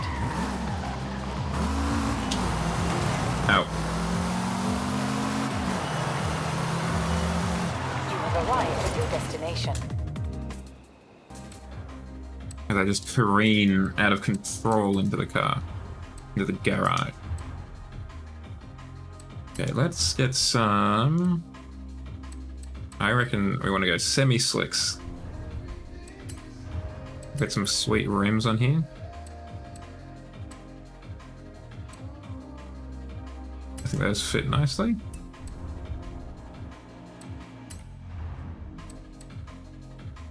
Try and get 15 inches, that's probably reasonable. I'll go 16 for the rear. Yes, I had that happen last week, I think. It was annoying. I've got places to be, Anna.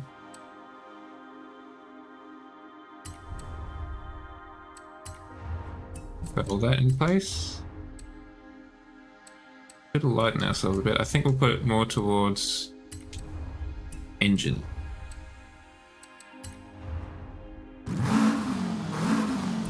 What engines can we put in this thing, actually? A 3.8 litre, a 3 litre racing V8. Because of course you can. Why couldn't you put that in this car? I was hoping for like a V6.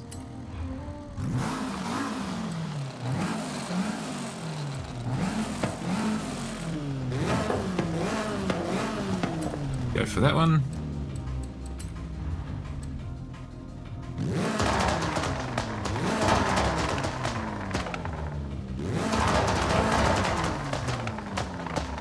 Go for that.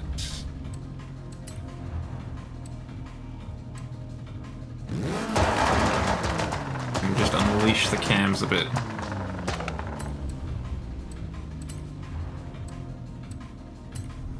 Alright, there we go. We're marginally lighter. We've got twice the power, actually almost 2.5 times the power, and we can take corners a little bit better. I was hoping for like the Clio V6 engine.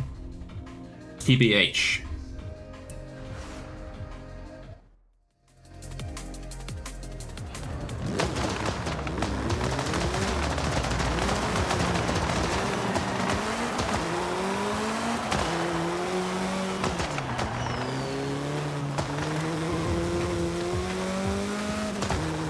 We need to try and see if we can...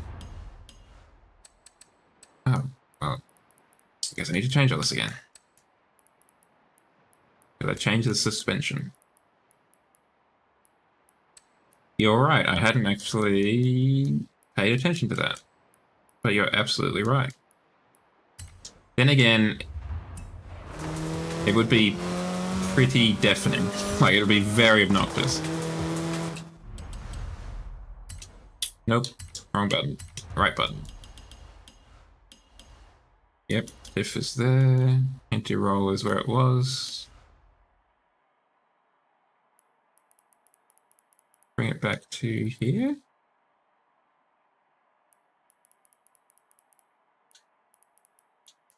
It would just be constant backfires echoing just all around the town.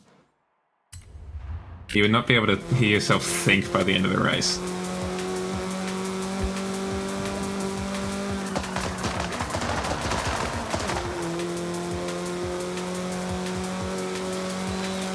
Yeah, it really would.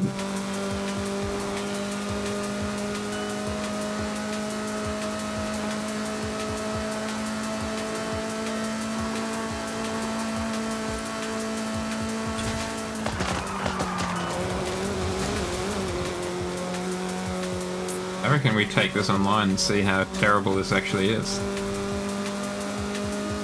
It might be a little bit slow for A class, but I think in circuit races at least.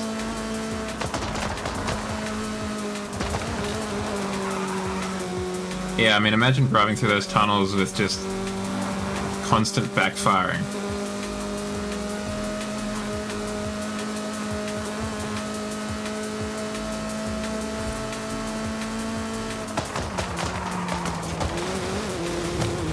Still have a pretty radical understeer situation going.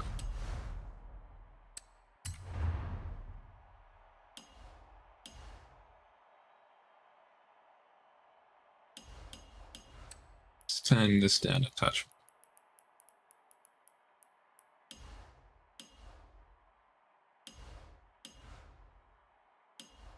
Otherwise, I think we're not doing badly.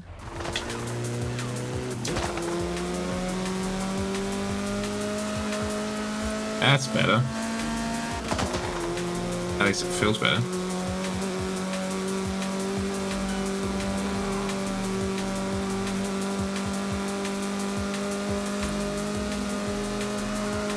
But you're right, it would be nice, he says with some hesitancy, to have the option to hear everyone else's backfires.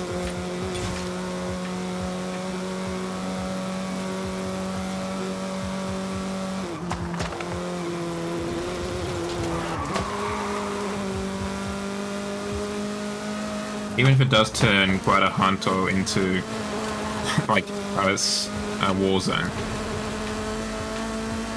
At least auditorially.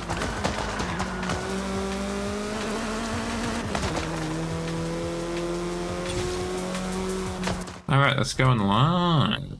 Let's try and take some scalps.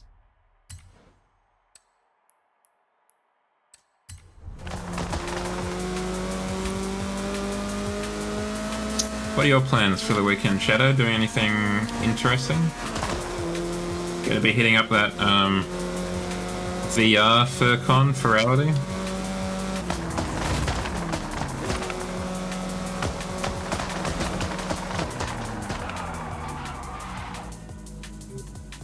What do you mean inactivity detected?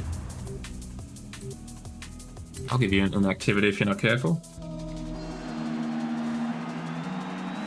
I love the chunky headlight bumper we've got going on.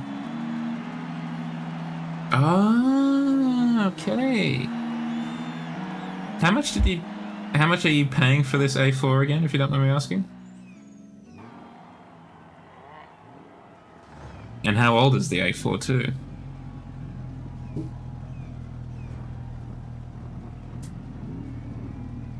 Cadillac ATS V. That's awfully cheap. The next question is obviously, why is it so cheap, Shadow?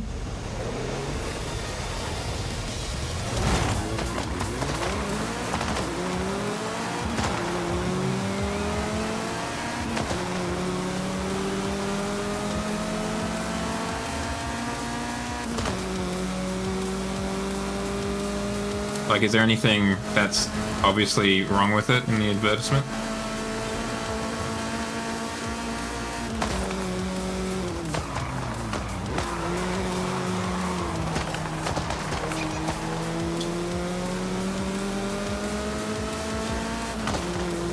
Okay, well, it's not the worst. I can see that the driving door would be a bit of a non-starter for like a regular commuter car, but for your purposes, it doesn't sound like it's in a terrible situation.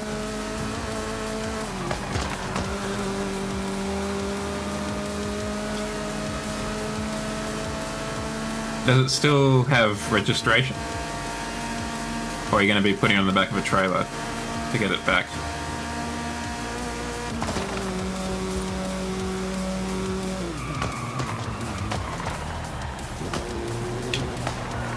Ah, you dunce, Jow.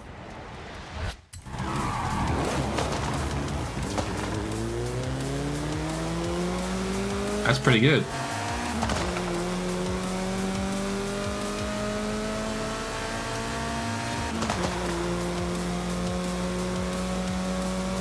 Even better. So when is your cheap car challenge taking place? Do you know yet?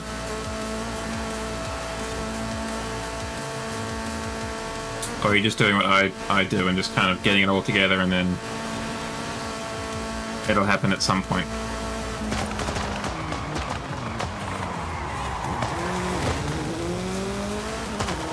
No, fair enough. Particularly if you feel like you're getting a bargain outside, right?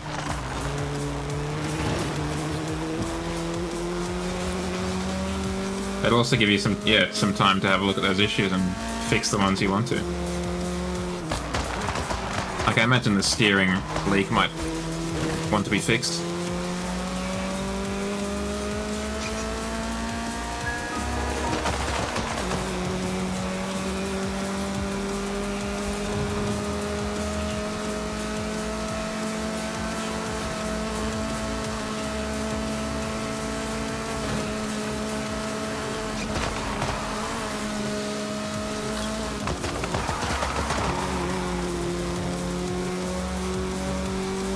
Well done, sir.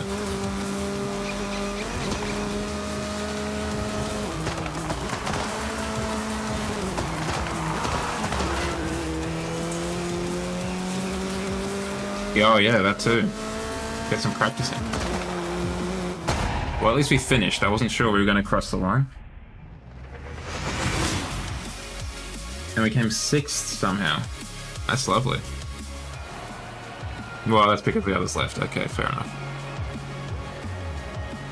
Hold on a second, the Cadillac... Oh, maybe they crashed.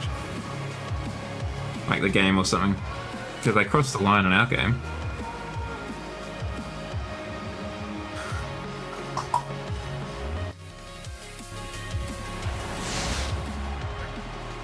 Just get some L plates or something and slap them on.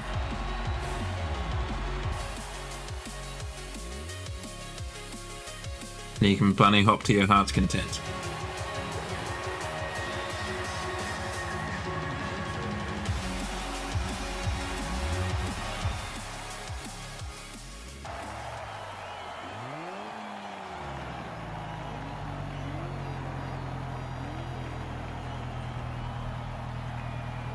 The 318i, is that kind of the one where BMW was trying to do like a hatchback kind of thing by just truncating the 3 Series?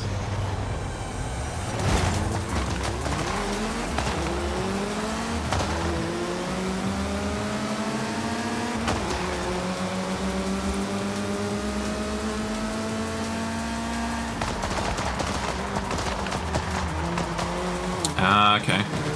Wow, that's... How much more would the budget have to be to get that?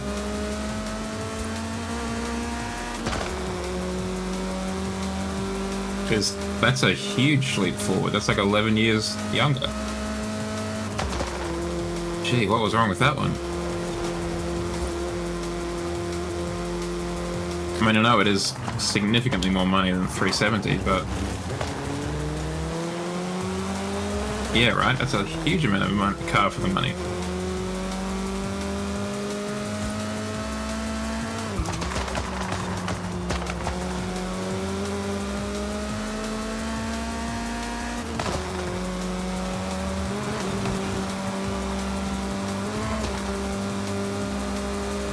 Damn. Zooming. Oh, yeah, I mean... Of course. Super practical.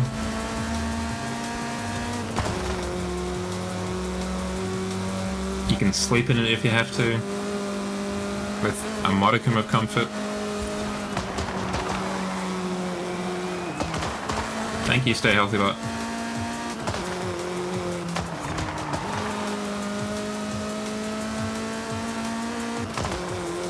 I just realized we didn't check out the event lab. We should check out the event lab after this.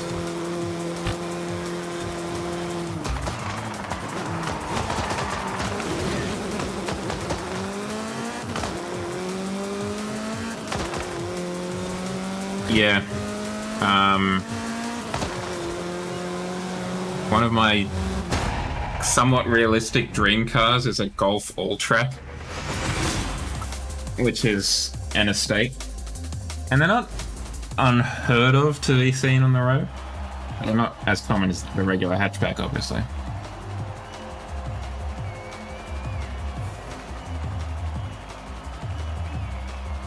Damn, your boy out here getting schooled.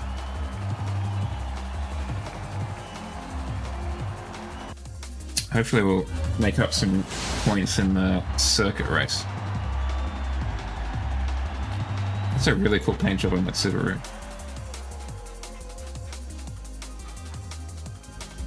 Yeah, right? I'm surprised that some crazy YouTube channel hasn't remade it. The amount of engines that YouTube channels put in cars that aren't meant for them. I'm surprised someone hasn't got like a Touareg W12 or hell, even a Continental. An old Bentley Continental GT W12 and slapped it in a Golf or even a Polo.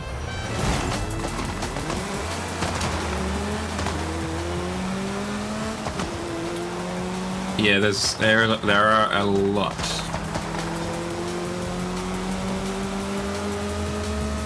I only really watch one, Donut Media, and sometimes I'll watch the Car Wow channel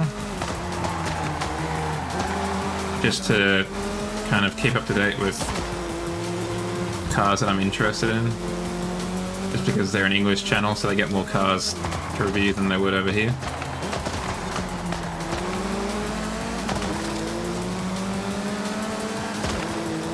Okay.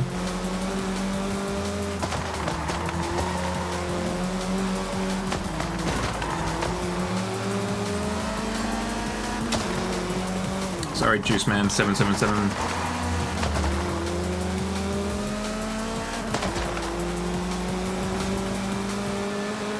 I think it's partly because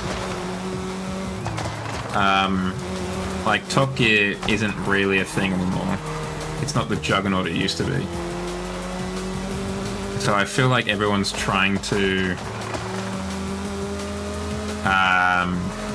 almost like replace that. Which is why you've got so many of these kind of car YouTube channels. Nice. Suzuki Jimneys are very cool cars.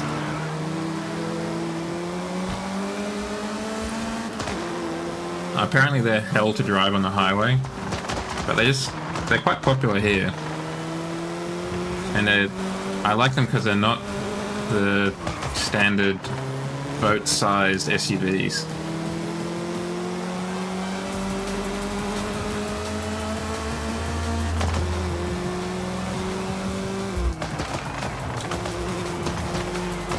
I mean, they're probably better than the boat-sized SUVs because they've got a much smaller wheelbase.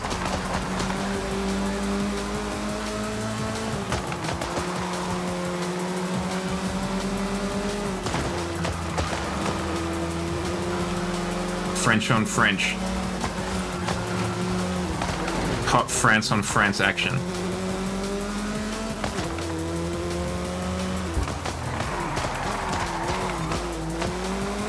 Yeah, I mean, that's always a good option.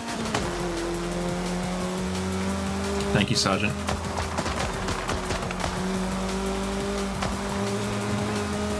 Or network connections. That doesn't sound like Australian internet at all.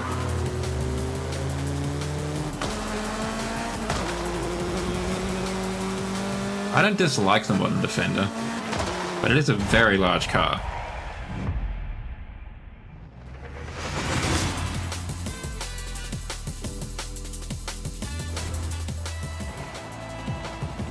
I'd take the modern Defender over a Jeep, for example.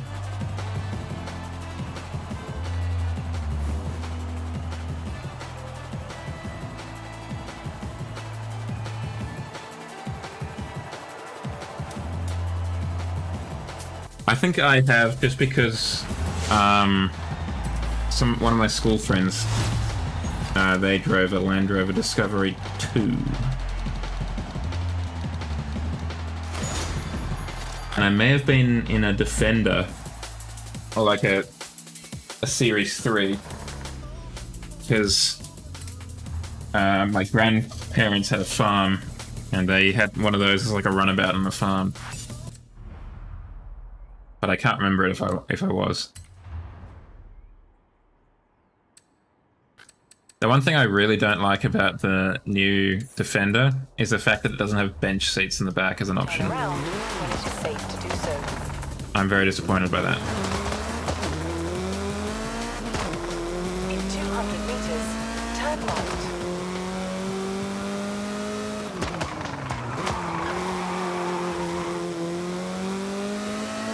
There's a... hold on. Because there's another company that I've never heard of before that has a similar opinion to you about the Defender. It's called the Grenadier?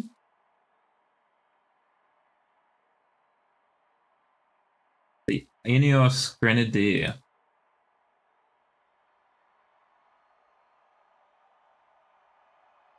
As far as I know, Ineos is like a chemical company. And the CEO tried to buy the Land Rover Defender, like, IP, basically. And Land Rover, unsurprisingly, said no. So they made their own.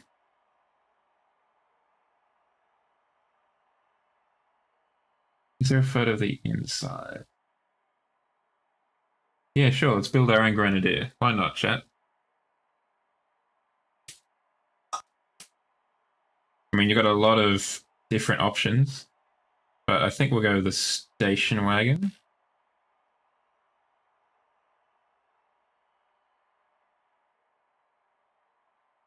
And we'll go the Grenadier.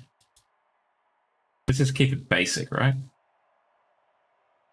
But yeah, this is like 100% just a Land Rover Defender knockoff, right?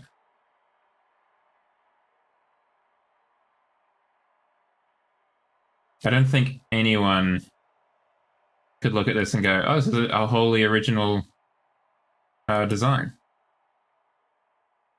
Never seen a car like this before.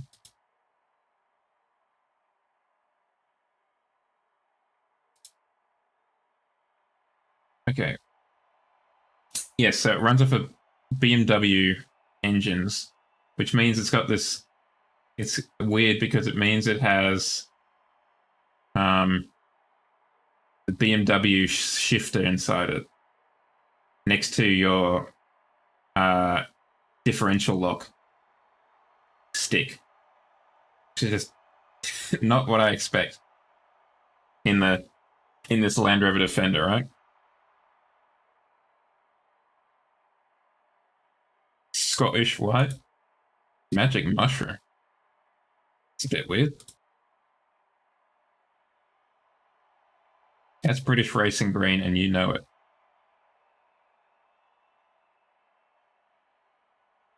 I wouldn't want Steelies, if I'm honest.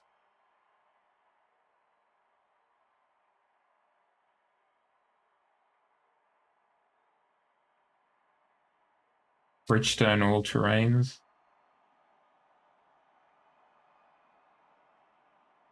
Well, that was before Land Rover made the Range Rover Sport and realized we can just print money. I do also like the fact that it's got a center situation.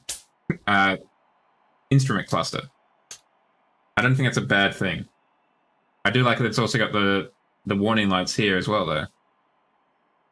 I just find this a very peculiar thing, having this really very sleek, modern BMW gear stick in what is otherwise a very Spartan, utilitarian setup. I imagine that was, you know, just had to be that way. I still find it weird.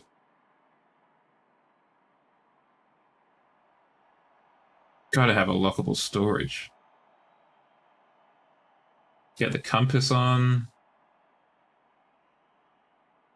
Yeah, we'll get some rubber floor mats. Yeah, you're right, those are big cup holders. Oh, at least one of them is. This one's a bit tiny.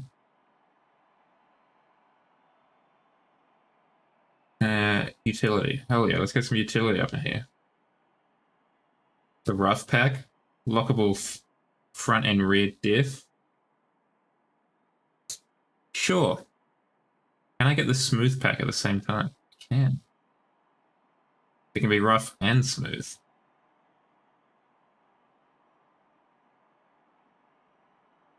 What things can we get off-roading? We can get a raised air intake, of course. We can get a roo bar. Checker plates. To really complete the Land Rover Defender look.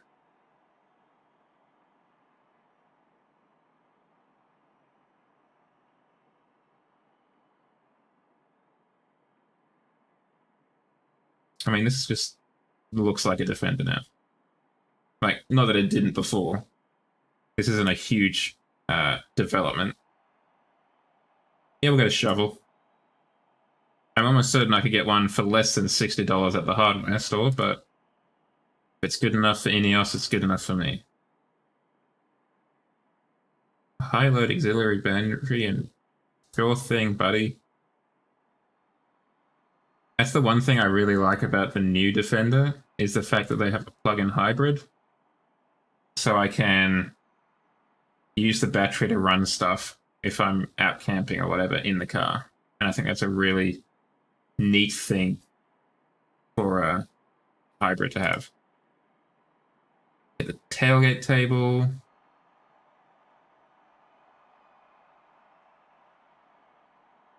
Roof cargo. Oh yeah, let's get some roof cargo. Get a roof rack.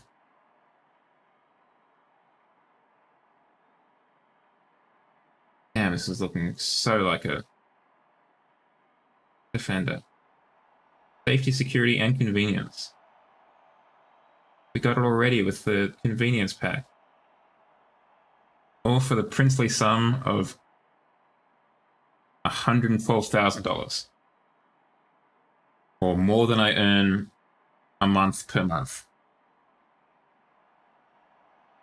Hey, a lot of money.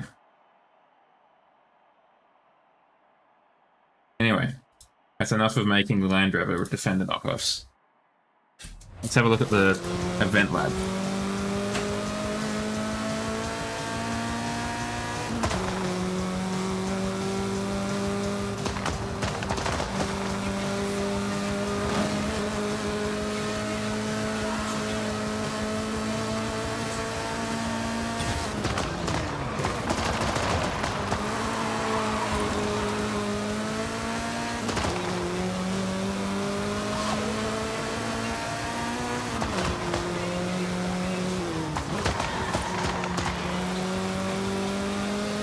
It'll be interesting to see how that vehicle sells.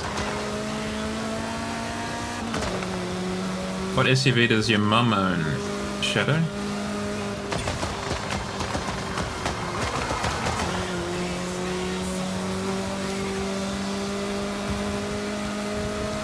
Is it a Lexus?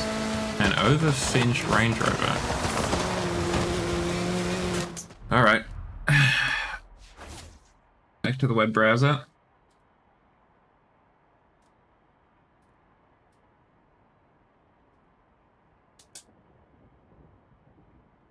The ultimate expression of Range Rover. I'll be the judge of that, thank you. Defined. The new Defender redefined by Overfin. I wouldn't say that's the ultimate expression of Range Rover. That's a bit more kind of Underground 2.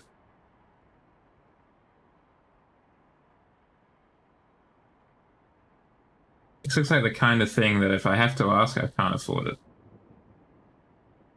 So why have I lost my mouse again? Why are we doing this, OBS? Huh? Okay, I got my mouse back.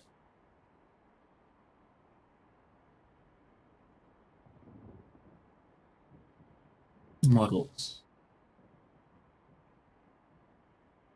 Oh, so this is kind of like a Brabus or whatever, but for Land Rover. I want this guy to be hanging out his window with a polo stick, trying to play polo with these fools. Yeah, it's not often you see a purple color. It does have a certain kind of rapper vibe to it, if I'm honest. So it does look comfortable. Of that, there is no denying.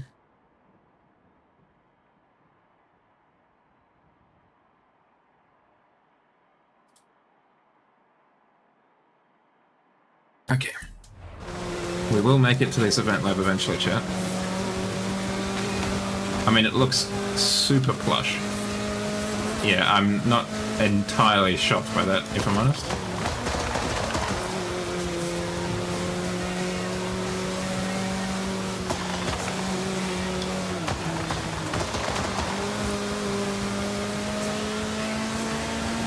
Yeah, a 6.7 litre supercharged V8 with I don't think I've ever seen it this wet before in the game.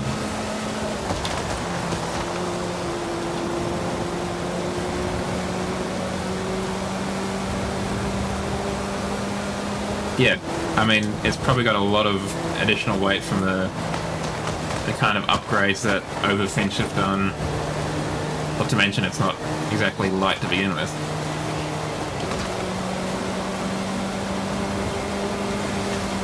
So yeah, I can imagine that MPG maybe leaves a little bit to be desired. And it probably takes the really good petrol as well. Damn, that sounds like an expensive option.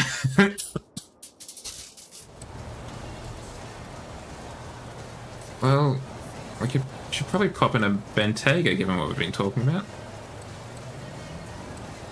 It's probably the classiest SUV we've got here. Which one of our Bentaygas shall we take out, chat? Let's go the top one. Get Jeeves to bring it around.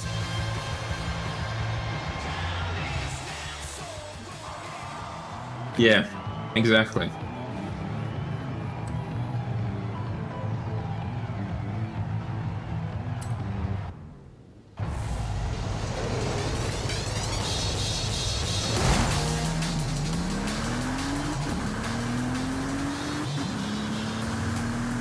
I've always found that a very neat feature.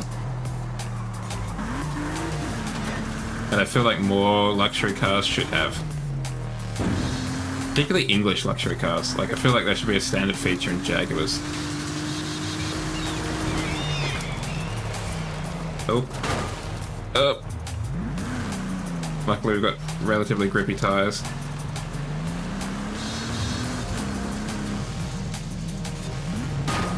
Ow. Don't have good brakes though. Ah, yeah.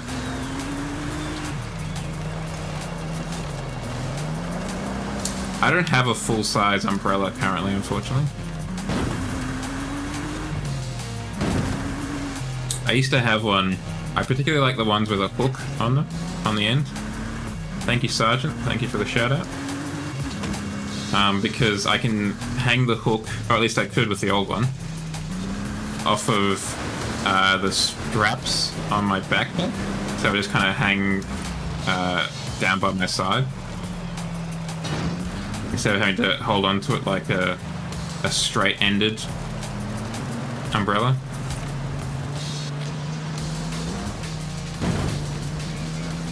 Yeah.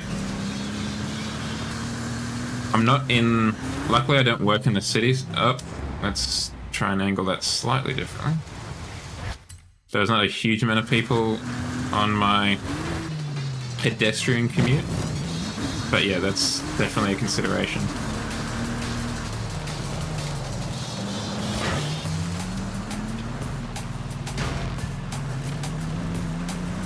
Also, we're going into a El Nino? Yeah, an El Nino patch, which for Australia means not much rain at all, after having 3 years of a lot of rain.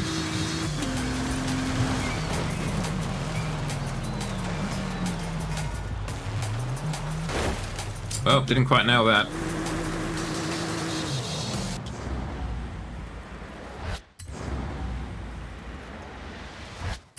I mean, I just don't think they needed to make an SUV, TBH. I think the Flying Spur, or whatever it's called, is plenty enough to transport 4 people around.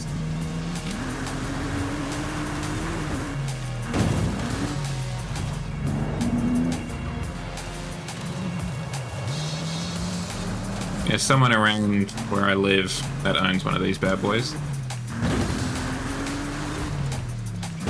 And yeah, like you say, it's not a looker.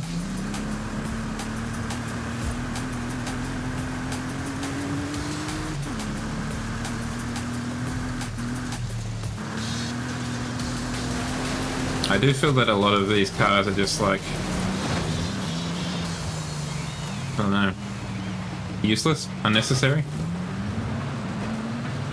I mean, I know that you can make a pretty easy argument that the W12 doesn't really need to exist on urban or suburban roads, but I think a W12 in an SUV like this definitely doesn't need to exist.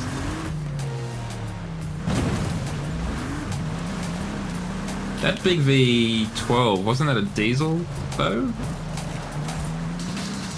I think it was. Back when Audi was all about diesel and Volkswagen was kind of pulling the wool over everyone's eyes.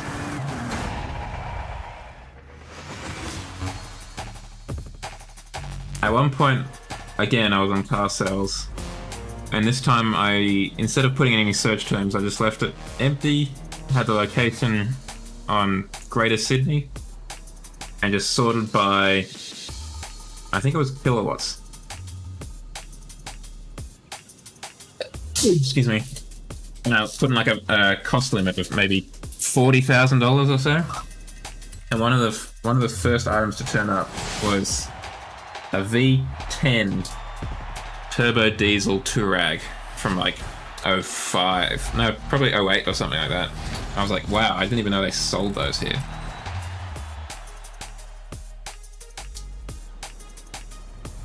Would be hilarious, but it's not a car that I could really see myself owning.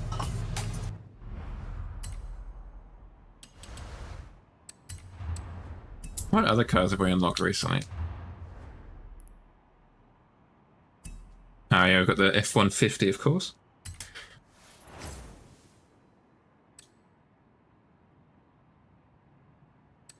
I'm just trying to think what else we should try and take online. The answer is I don't know. I know not.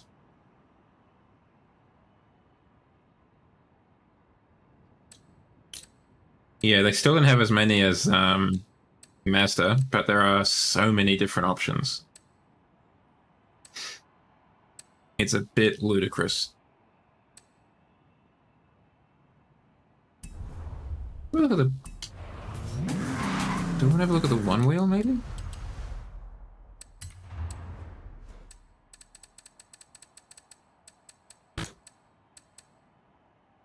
Morgan. I think A-Class might be a bit much for this.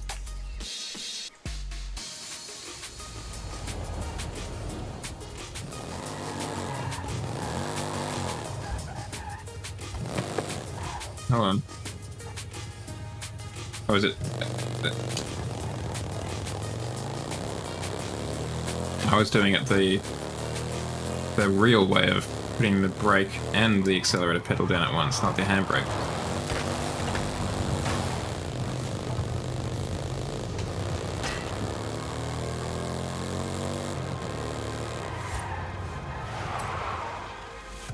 Yeah, S1 would maybe be a little bit too much. Just a bit. I think even this one's a little bit too much, to be honest. I'm gonna try and start again. Yeah, it sounds like it. Sounds like it's more or less a drift car.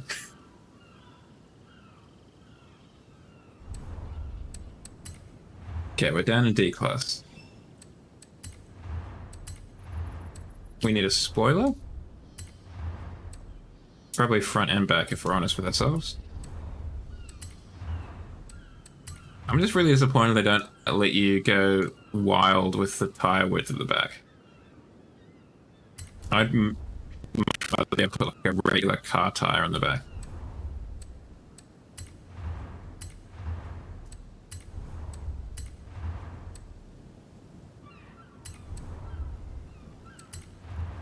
I can understand them at the front, but at the rear, I really need something a little bit grippier.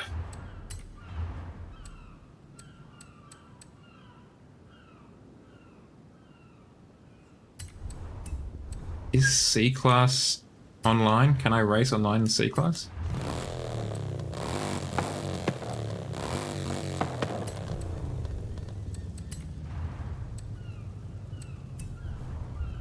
I don't know. Let's try this out.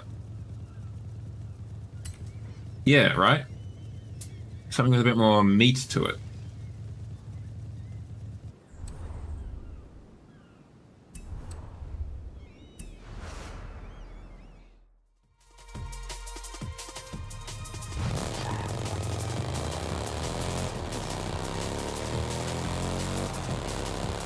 I mean, even there, the wheels are, the rear wheel is having a little bit of trouble getting us off the line and keeping us not doing a burnout.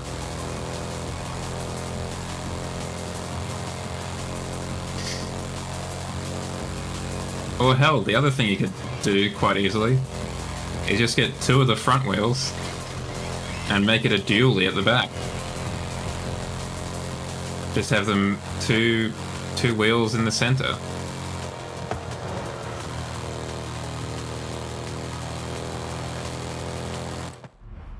Yeah, like an Assetto. Damn it. Keep thinking I've moved over one more than I have. Oh yeah, I can't do any of that because I haven't installed any of that. Real shame.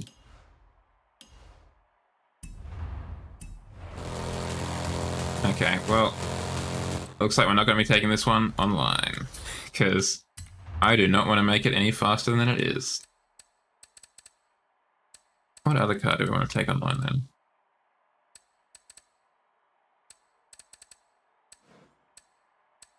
The Vod-mander? I like the sound of the Vod-mander, but maybe not at S1.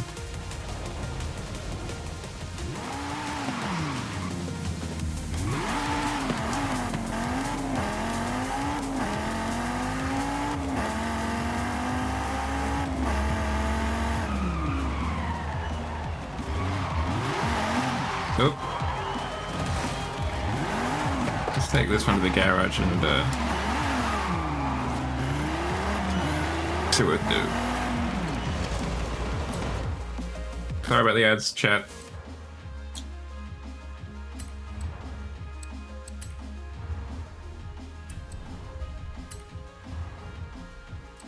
Okay. Okay, so we are already just going to be in the top of S1. I think we might get down to A class. That's kind of where I want to end up. What other cars do we have there? It's HDT. Oh, Holden. Okay. What about Corvette? We haven't really played around with Chevys that much.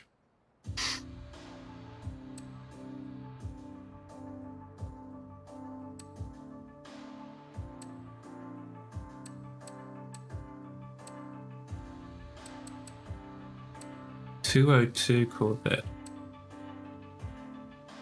Well, we do have it in A class. Let's take it out for a whirl and see what she's like. See how we did. Gee, it sounds the business.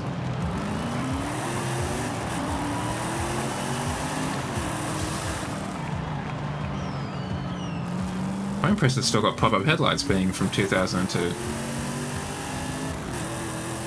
I thought pop-up headlights died last century.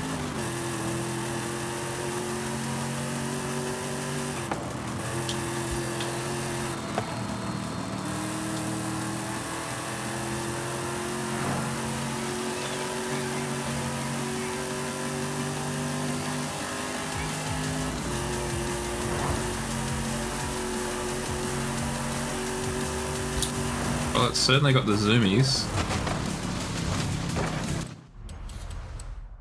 What have we done to you in terms of you?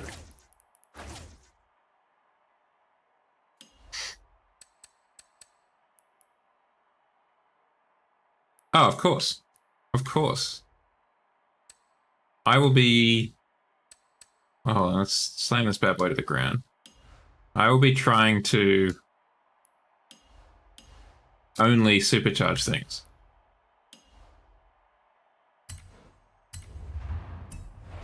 So instead of straight 4 turbo in my hatchbacks, I will have a straight 4 supercharge.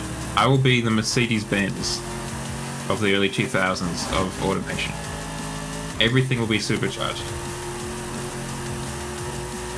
Whether they want to be or not.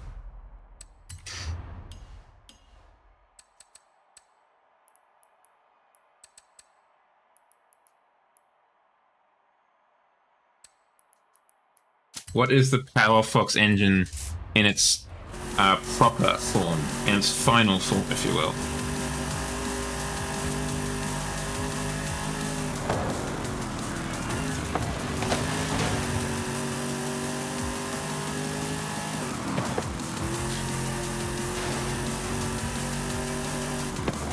I'll be interested to know if they allow us to do things like turbo supercharge them, like Volkswagen did back in the day.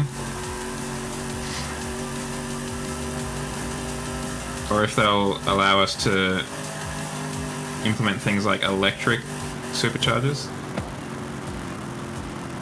Wow, okay. Big boy. Is that going in your hatchback that you talked about before?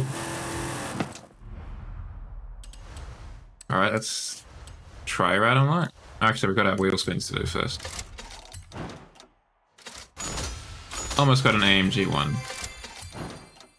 Would I drive the AMG one? Almost certainly not.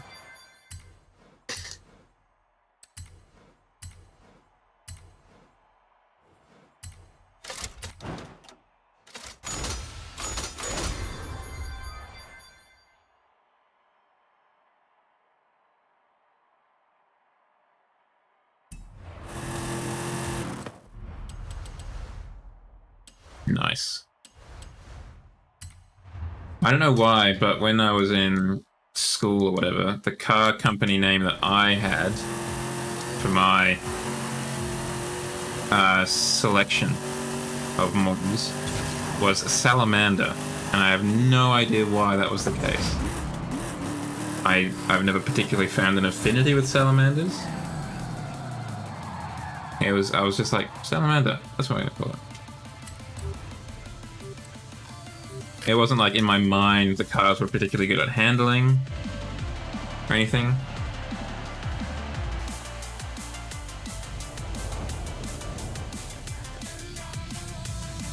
Autotech Shadowfox.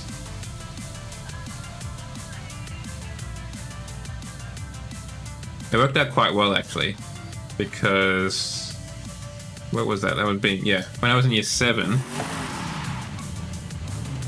which was probably pretty close to peak car obsession. I was in a tech class, workshop class if you will, that was doing graphic design. That was the course, and we had to make a logo.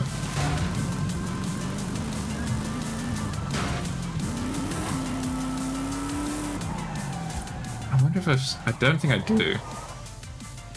Still have it anyway. This was before the cloud, so I didn't really have any way to easily back things up. But I think, if I remember correctly, it drew a lot of inspiration from like the Cadillac logo. I quite like the idea of having that like a shield crest almost as your logo, which is kind of like what Cadillac has.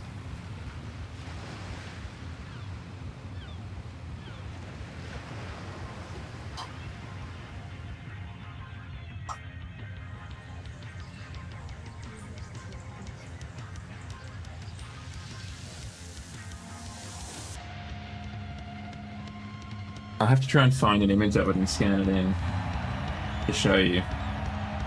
Or the chat in general. But the flagship model, in my mind, was a kind of...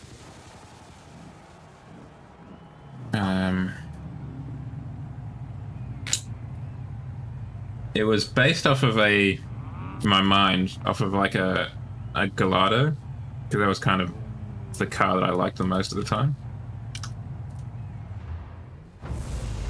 But yeah, it was kind of like the Peugeot 908 GT concept car, where it was a 4-door rear-engined Super GT.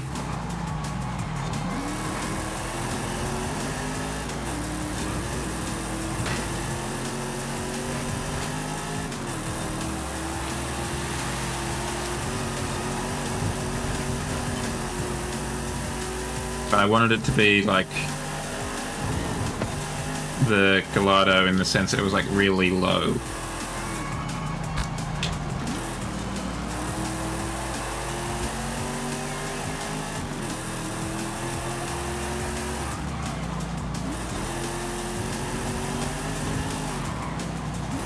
I think I had I've got it around here somewhere. I've never really thrown out my drawing books. It had like a relatively modest, for like a year 7 boy drawing, a relatively modest power plant. I think it was something like a twin turbo V6 hybrid. So you'd have the instant hybrid acceleration, and then the engine can like take over the higher revs kind of thing. Kind of like the Regera, I guess. At least that was my mind. And I can't remember. Something obviously inspired me to do it, but it had it was kind of like the Merak. Now that I think about it, in that it had a vertical rear windshield that then looked over the engine bay, and along that, like beside the viewport, I guess you'd call it, into the engine, it had 2 ribs from which the exhaust pipes kind of protruded up a little bit. So it had exhaust pipes on the engine cover itself. You're not having a great time of it, huh? Bruv. How did you hit me and still hit the wall?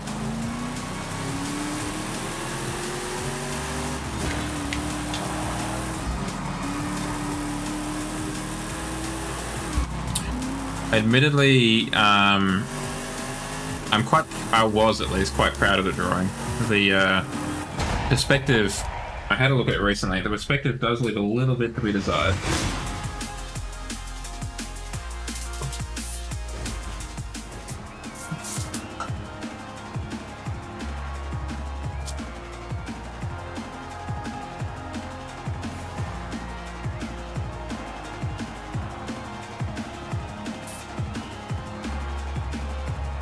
I'm actually just having a quick look now. I've got a drawer full of sketchbooks from that time in my bedside table just behind me.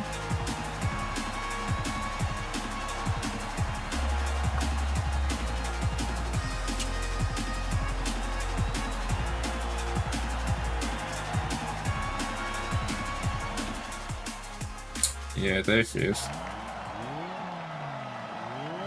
Okay, I'll try and scan it in tomorrow.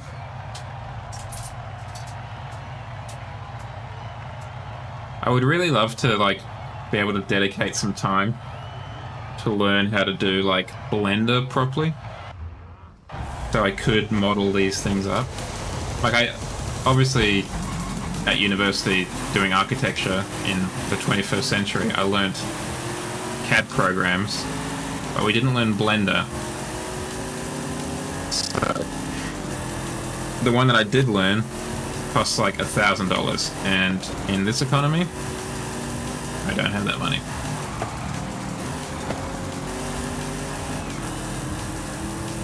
Yeah. To be able to then like take it into games would be so choice.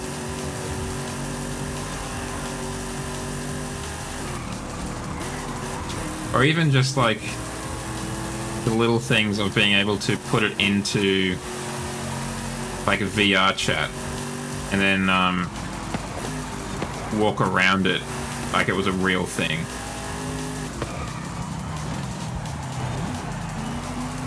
Would just be so nice.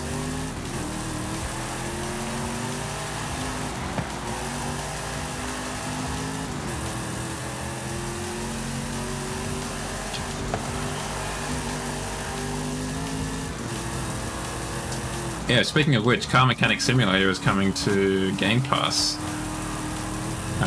in the coming weeks, so that will be something we'll be looking at on here, because it is a game that I've been interested in looking at,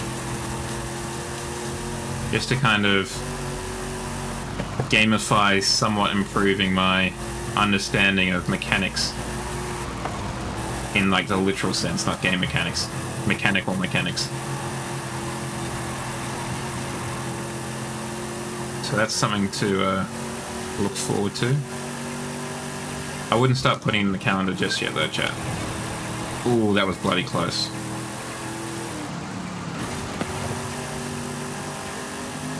Really risking it for the biscuit there with that one.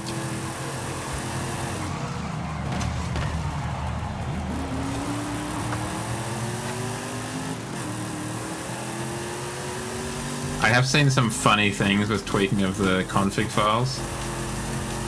Like engines that are larger than the car itself in an effort to try and, you know, do a 3-second quarter mile.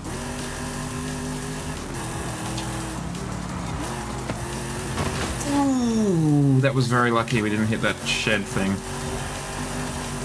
I was, as you may have could gather, I was all braced and tensed up for that.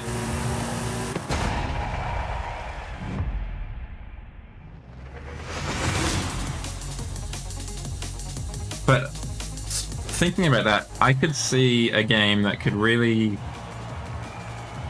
kind of combine that and automation, being something like Kit Car Simulator, where you have to kind of build your own custom car.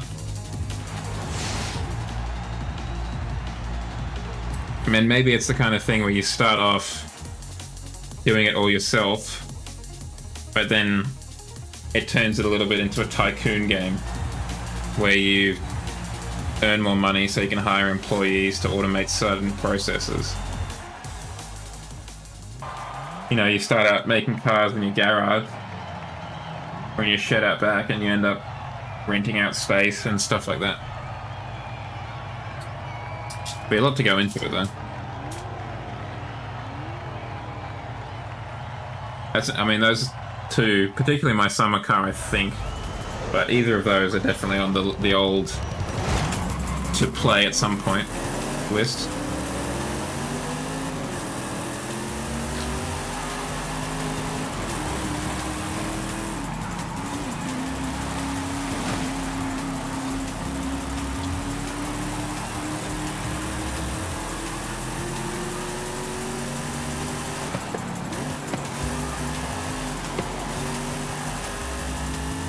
Yeah, I think it'd be a cool game idea. There'd be a lot of mechanics though, so it'll be hard to do, I imagine, without, you know, costing a bomb.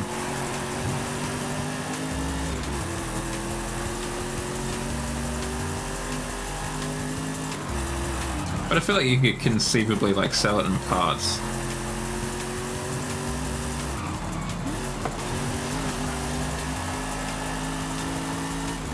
Like maybe you just want the car mechanic part, for example. Yeah.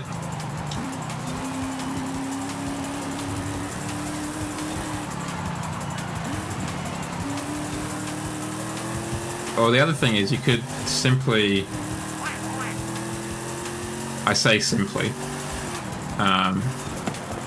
somehow do what PNG did with automation and have it so that the game itself doesn't actually involve the designing of the cars, but you can import the cars from automation in, and that way you can design your own cars. But have it more focused perhaps on like the mechanical assemblage or repair shop stuff.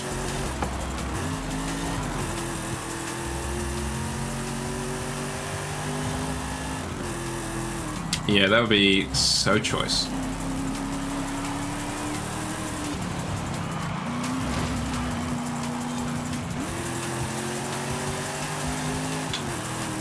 Or even like take them into other games like GTA 5. That'd be really nice.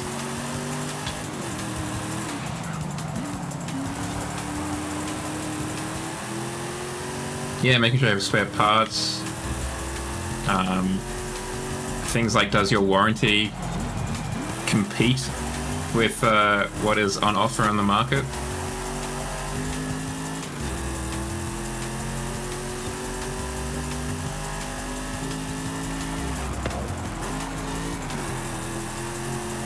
Oh, my rear window is shattered. I just noticed that.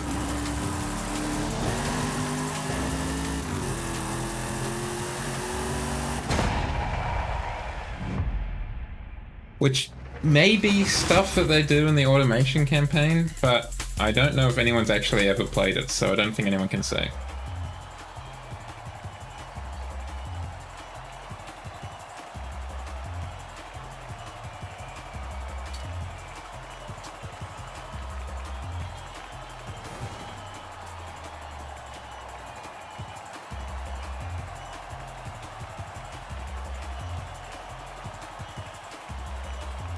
Yeah, I do too.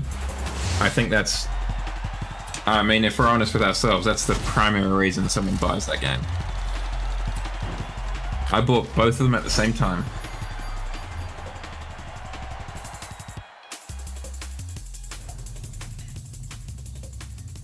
Yeah, let's jump in for another A-class, but let's not use the Corvette. Berlinetta, perhaps? The GT MR2? Yeah, let's try the MR2. Yeah. And well, not to mention to pay for the health insurance that you need as a result. Thank you, Sergeant.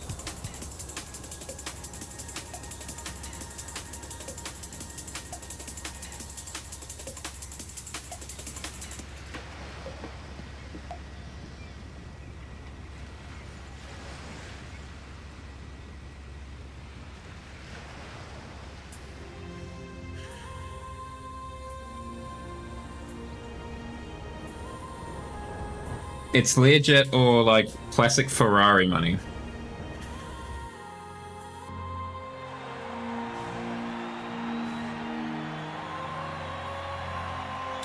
If I'm honest, it's more than I'd be willing to pay.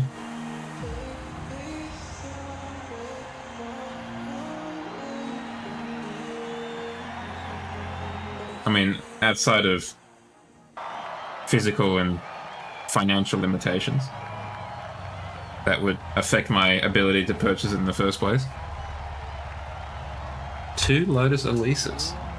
Interesting. The RS406 is in for a rude surprise. Or we are.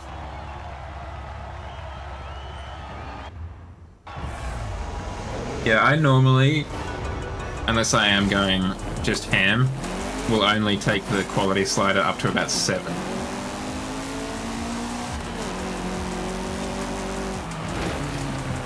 Yeah, I don't think we actually did anything to the tuning of this car.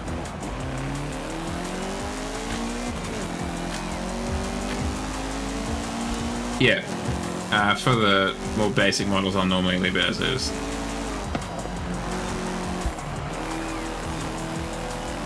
But then again, for the most part, I think I like to build the more, you know, exotic cars. Oh, someone's a rammer. Well, not exotic, the sportier models. The ones I would like to buy if I could.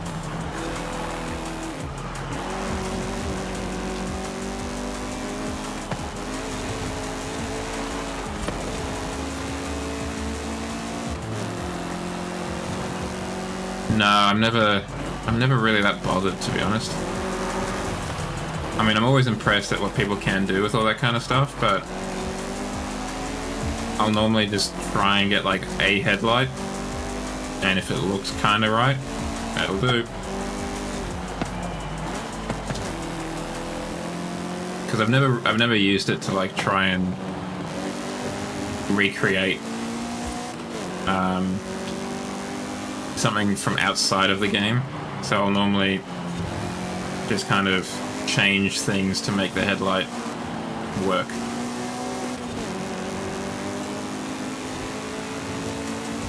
And by change things, I mean change my expectations of what the car will look like or should look like. Oh, yeah, we overcooked that something fierce. He didn't get a wall penalty, that's nice. Yeah, I am a huge fan of that as well. Full width taillights and, to a lesser extent, full width headlights. Lovely.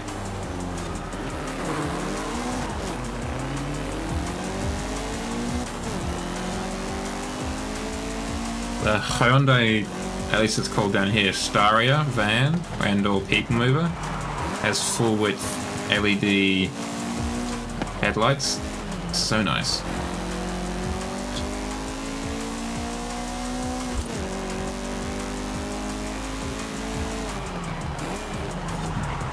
But yeah, full width taillights or tall taillights are what I like. So if it's a station wagon or an SUV, you know, something with a hatch, I'm a big fan of tall taillights, either side of the door. And if it's a sedan or a sports car, full width is my... Oh, that was bloody close. normal go-to. That was very close.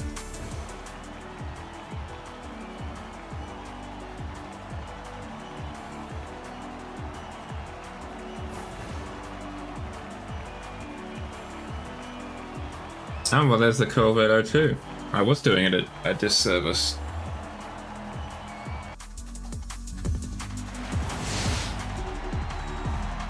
Then again, they are rank 842, Prestige 6.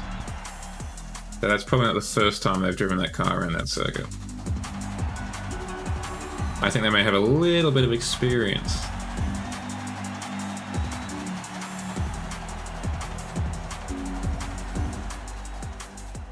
Oh dear, sorry chat, I'm yawning so much tonight.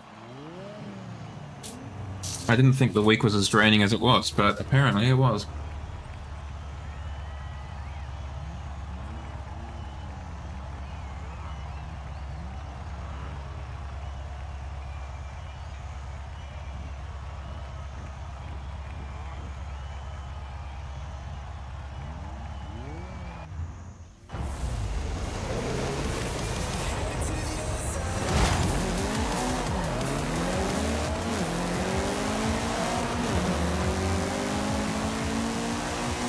We've got a lot more races now.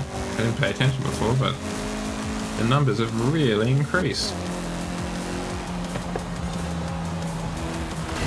Yeah, we need to take a look at the handling tuning for this car.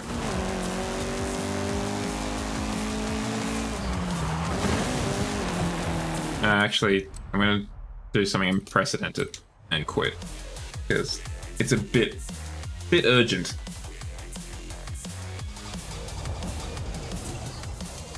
In my opinion. Okay. Car's tuning.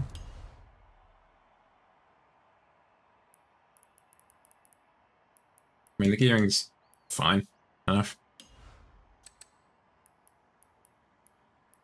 Let's tow that in.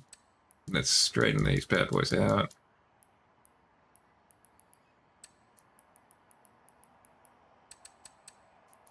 Let's increase the caster.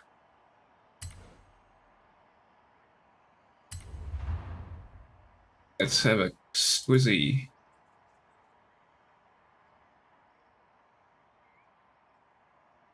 That is very impressive.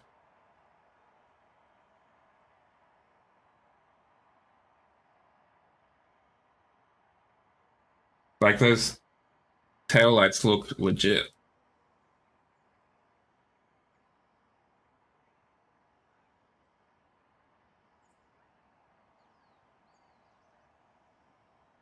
The only shame about that image is there's no shadow underneath it.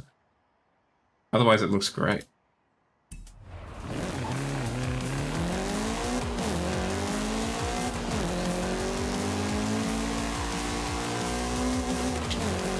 Okay, this is feeling a little bit better in the corners now.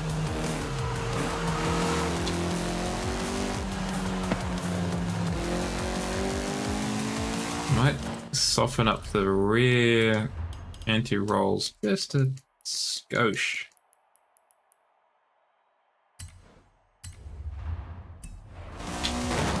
Oh, come on.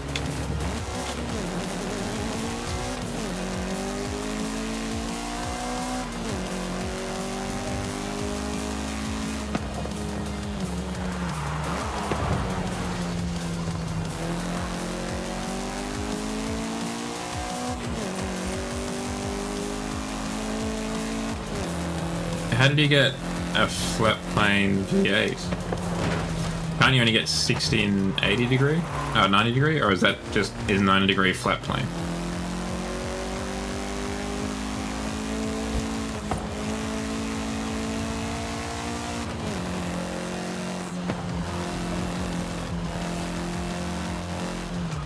Ah, okay.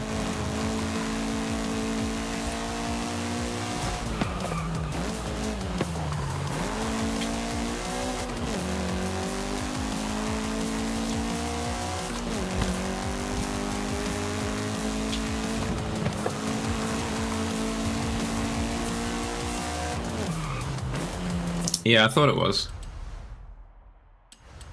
Where am I going? I'm going to tuning. Yeah, that's probably fine.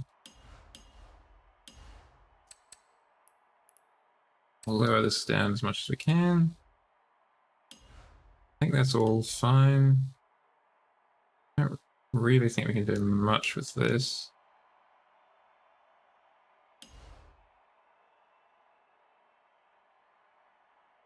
Yeah, I mean, you can put the flat engines in a lot of places. Let's take this back online one last time. Let's go street races. A-class. Sorry, sir.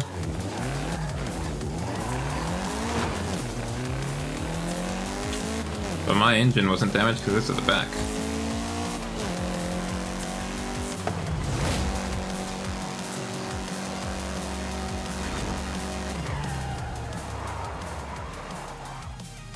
Speaking of flat sixes, a Porsche.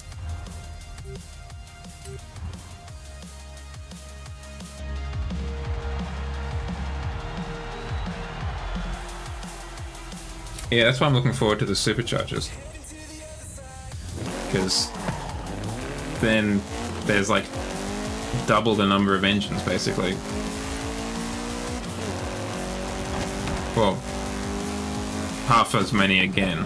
Because you've got, you know, all of them naturally aspirated, all of them turbocharged, and now you've got all of them supercharged, hopefully. Hopefully they don't chicken out and only allow it to be like V8s that are supercharged or something. I want to supercharge this 3-cylinder engine.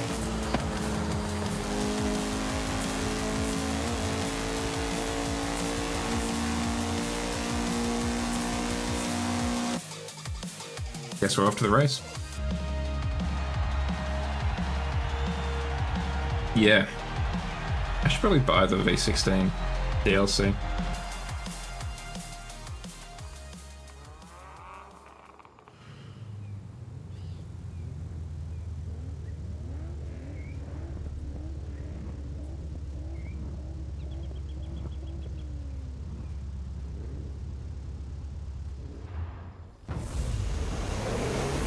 Can you get quad turbos on the V12s as well? I can't remember.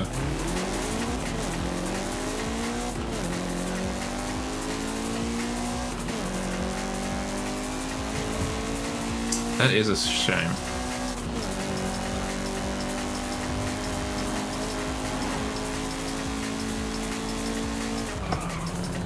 I mean, it's been a while, I'll admit, but it's a bummer that you can only get single turbos on the 4-cylinder engines as well.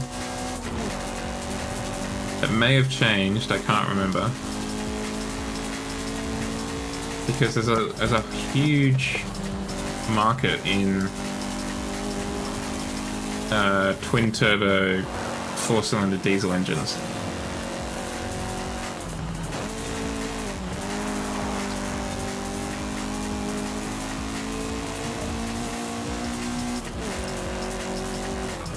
So they must be doing something to allow for the 2 turbos. They can't just be mounting it on the side to spin.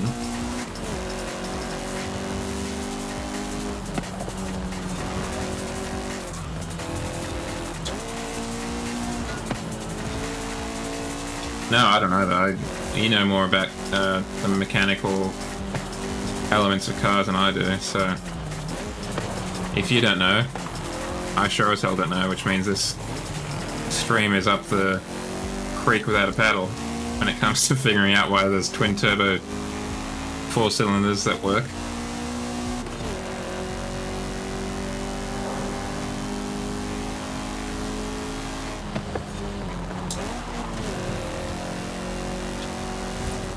Yeah, well, that's part of the reason I want to play Car Mechanic Simulator.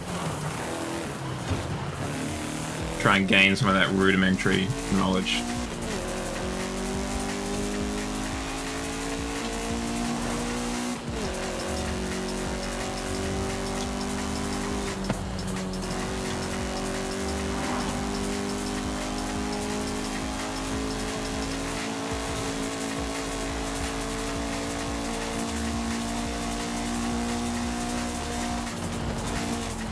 Ooh, a black van. Not ideal. Yeah, that's the hard part, right? One of my proudest achievements of the last 3 years, certainly during the lockdown period of our lives, was I had a camera lens from East Germany, and I had accidentally bumped it into something, which caused it to not be able to focus. You couldn't twist it anymore. So what I did is, without instructions, I took it apart and kind of then it had like a screw mechanism inside it. That's how you focused it, and it kind of slipped a bit when it had hit.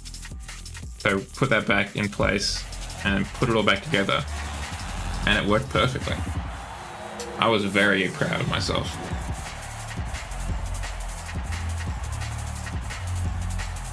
But yes, it's the putting together part that's the hard part. It's very easy to take something apart. It's very hard to put it back together. Particularly if you don't have any instructions. Because you don't have instructions, or because you're the kind of person who doesn't ask.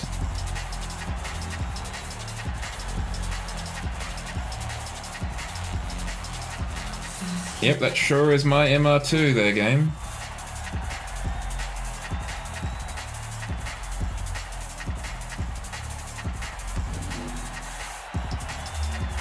Yeah, I was a big Lego fiend. Loved it. And I still love putting together things like IKEA furniture. Like,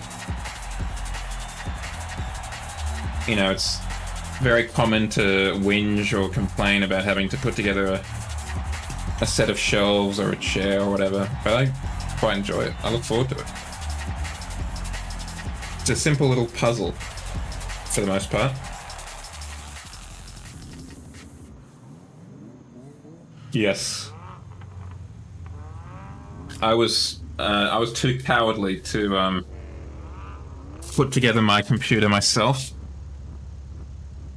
I got help from friend of the channel, 11, and I even got her to put the CPU in. I didn't want to risk bending a pin or something.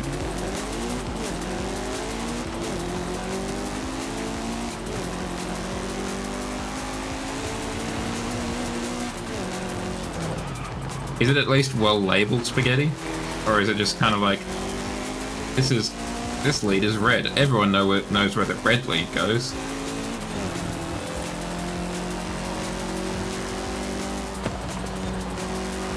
Of course, it's a Supra.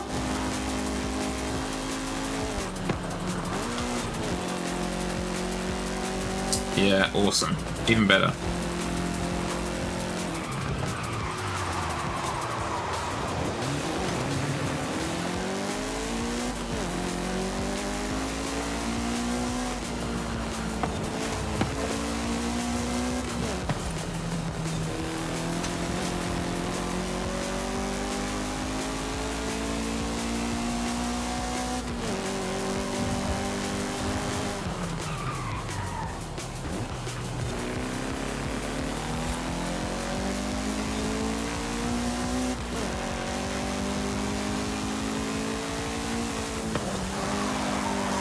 Yeah, I wouldn't even know where to start when it came to that kind of stuff.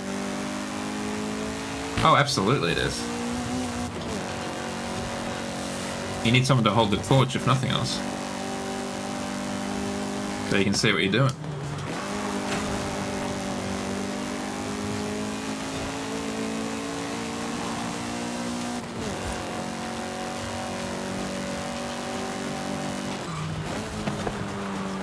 I've seen, I don't know if it was you that made me aware of it. I think it was a YouTube video somewhere. You can get like torch gloves, where like your pointer and middle finger, I think, have like an LED at the end of them. So you can literally see what your hands are doing.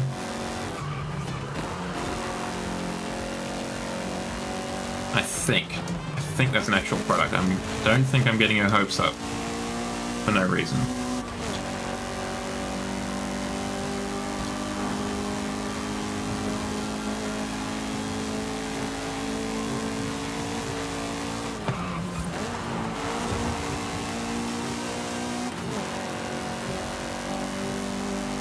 Yeah, I was going to say, you want a friend with steady hands to hold the torch, but also small hands so they can reach in and get stuff.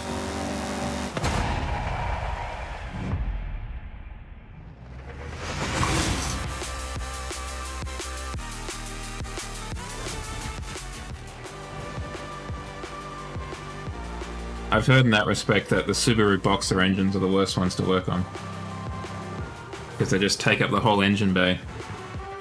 And, you know, if you want to change a spark plug or whatever, you have to basically take the whole engine out so you can get at it.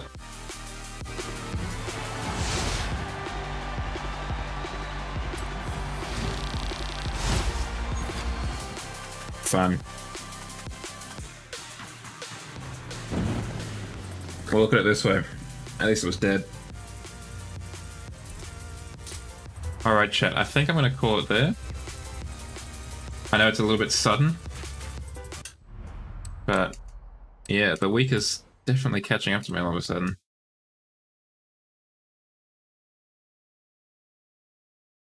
Now, I hope you have a good start to your weekend. We're going to say hi to Decipher Pup. That's who we're going to raid. They're an Australian streamer who streams more horror games and stuff like that. So we're going to go say howdy to them. Tomorrow night, we will be streaming again. I will be continuing my Halo 1 Chaos Edition playthrough. Trying not to inflict as much psychic damage to myself as I did last time. But I guess we'll see what happens. Until then, have a good start to your weekend, and let's go say hi to Cypherpup.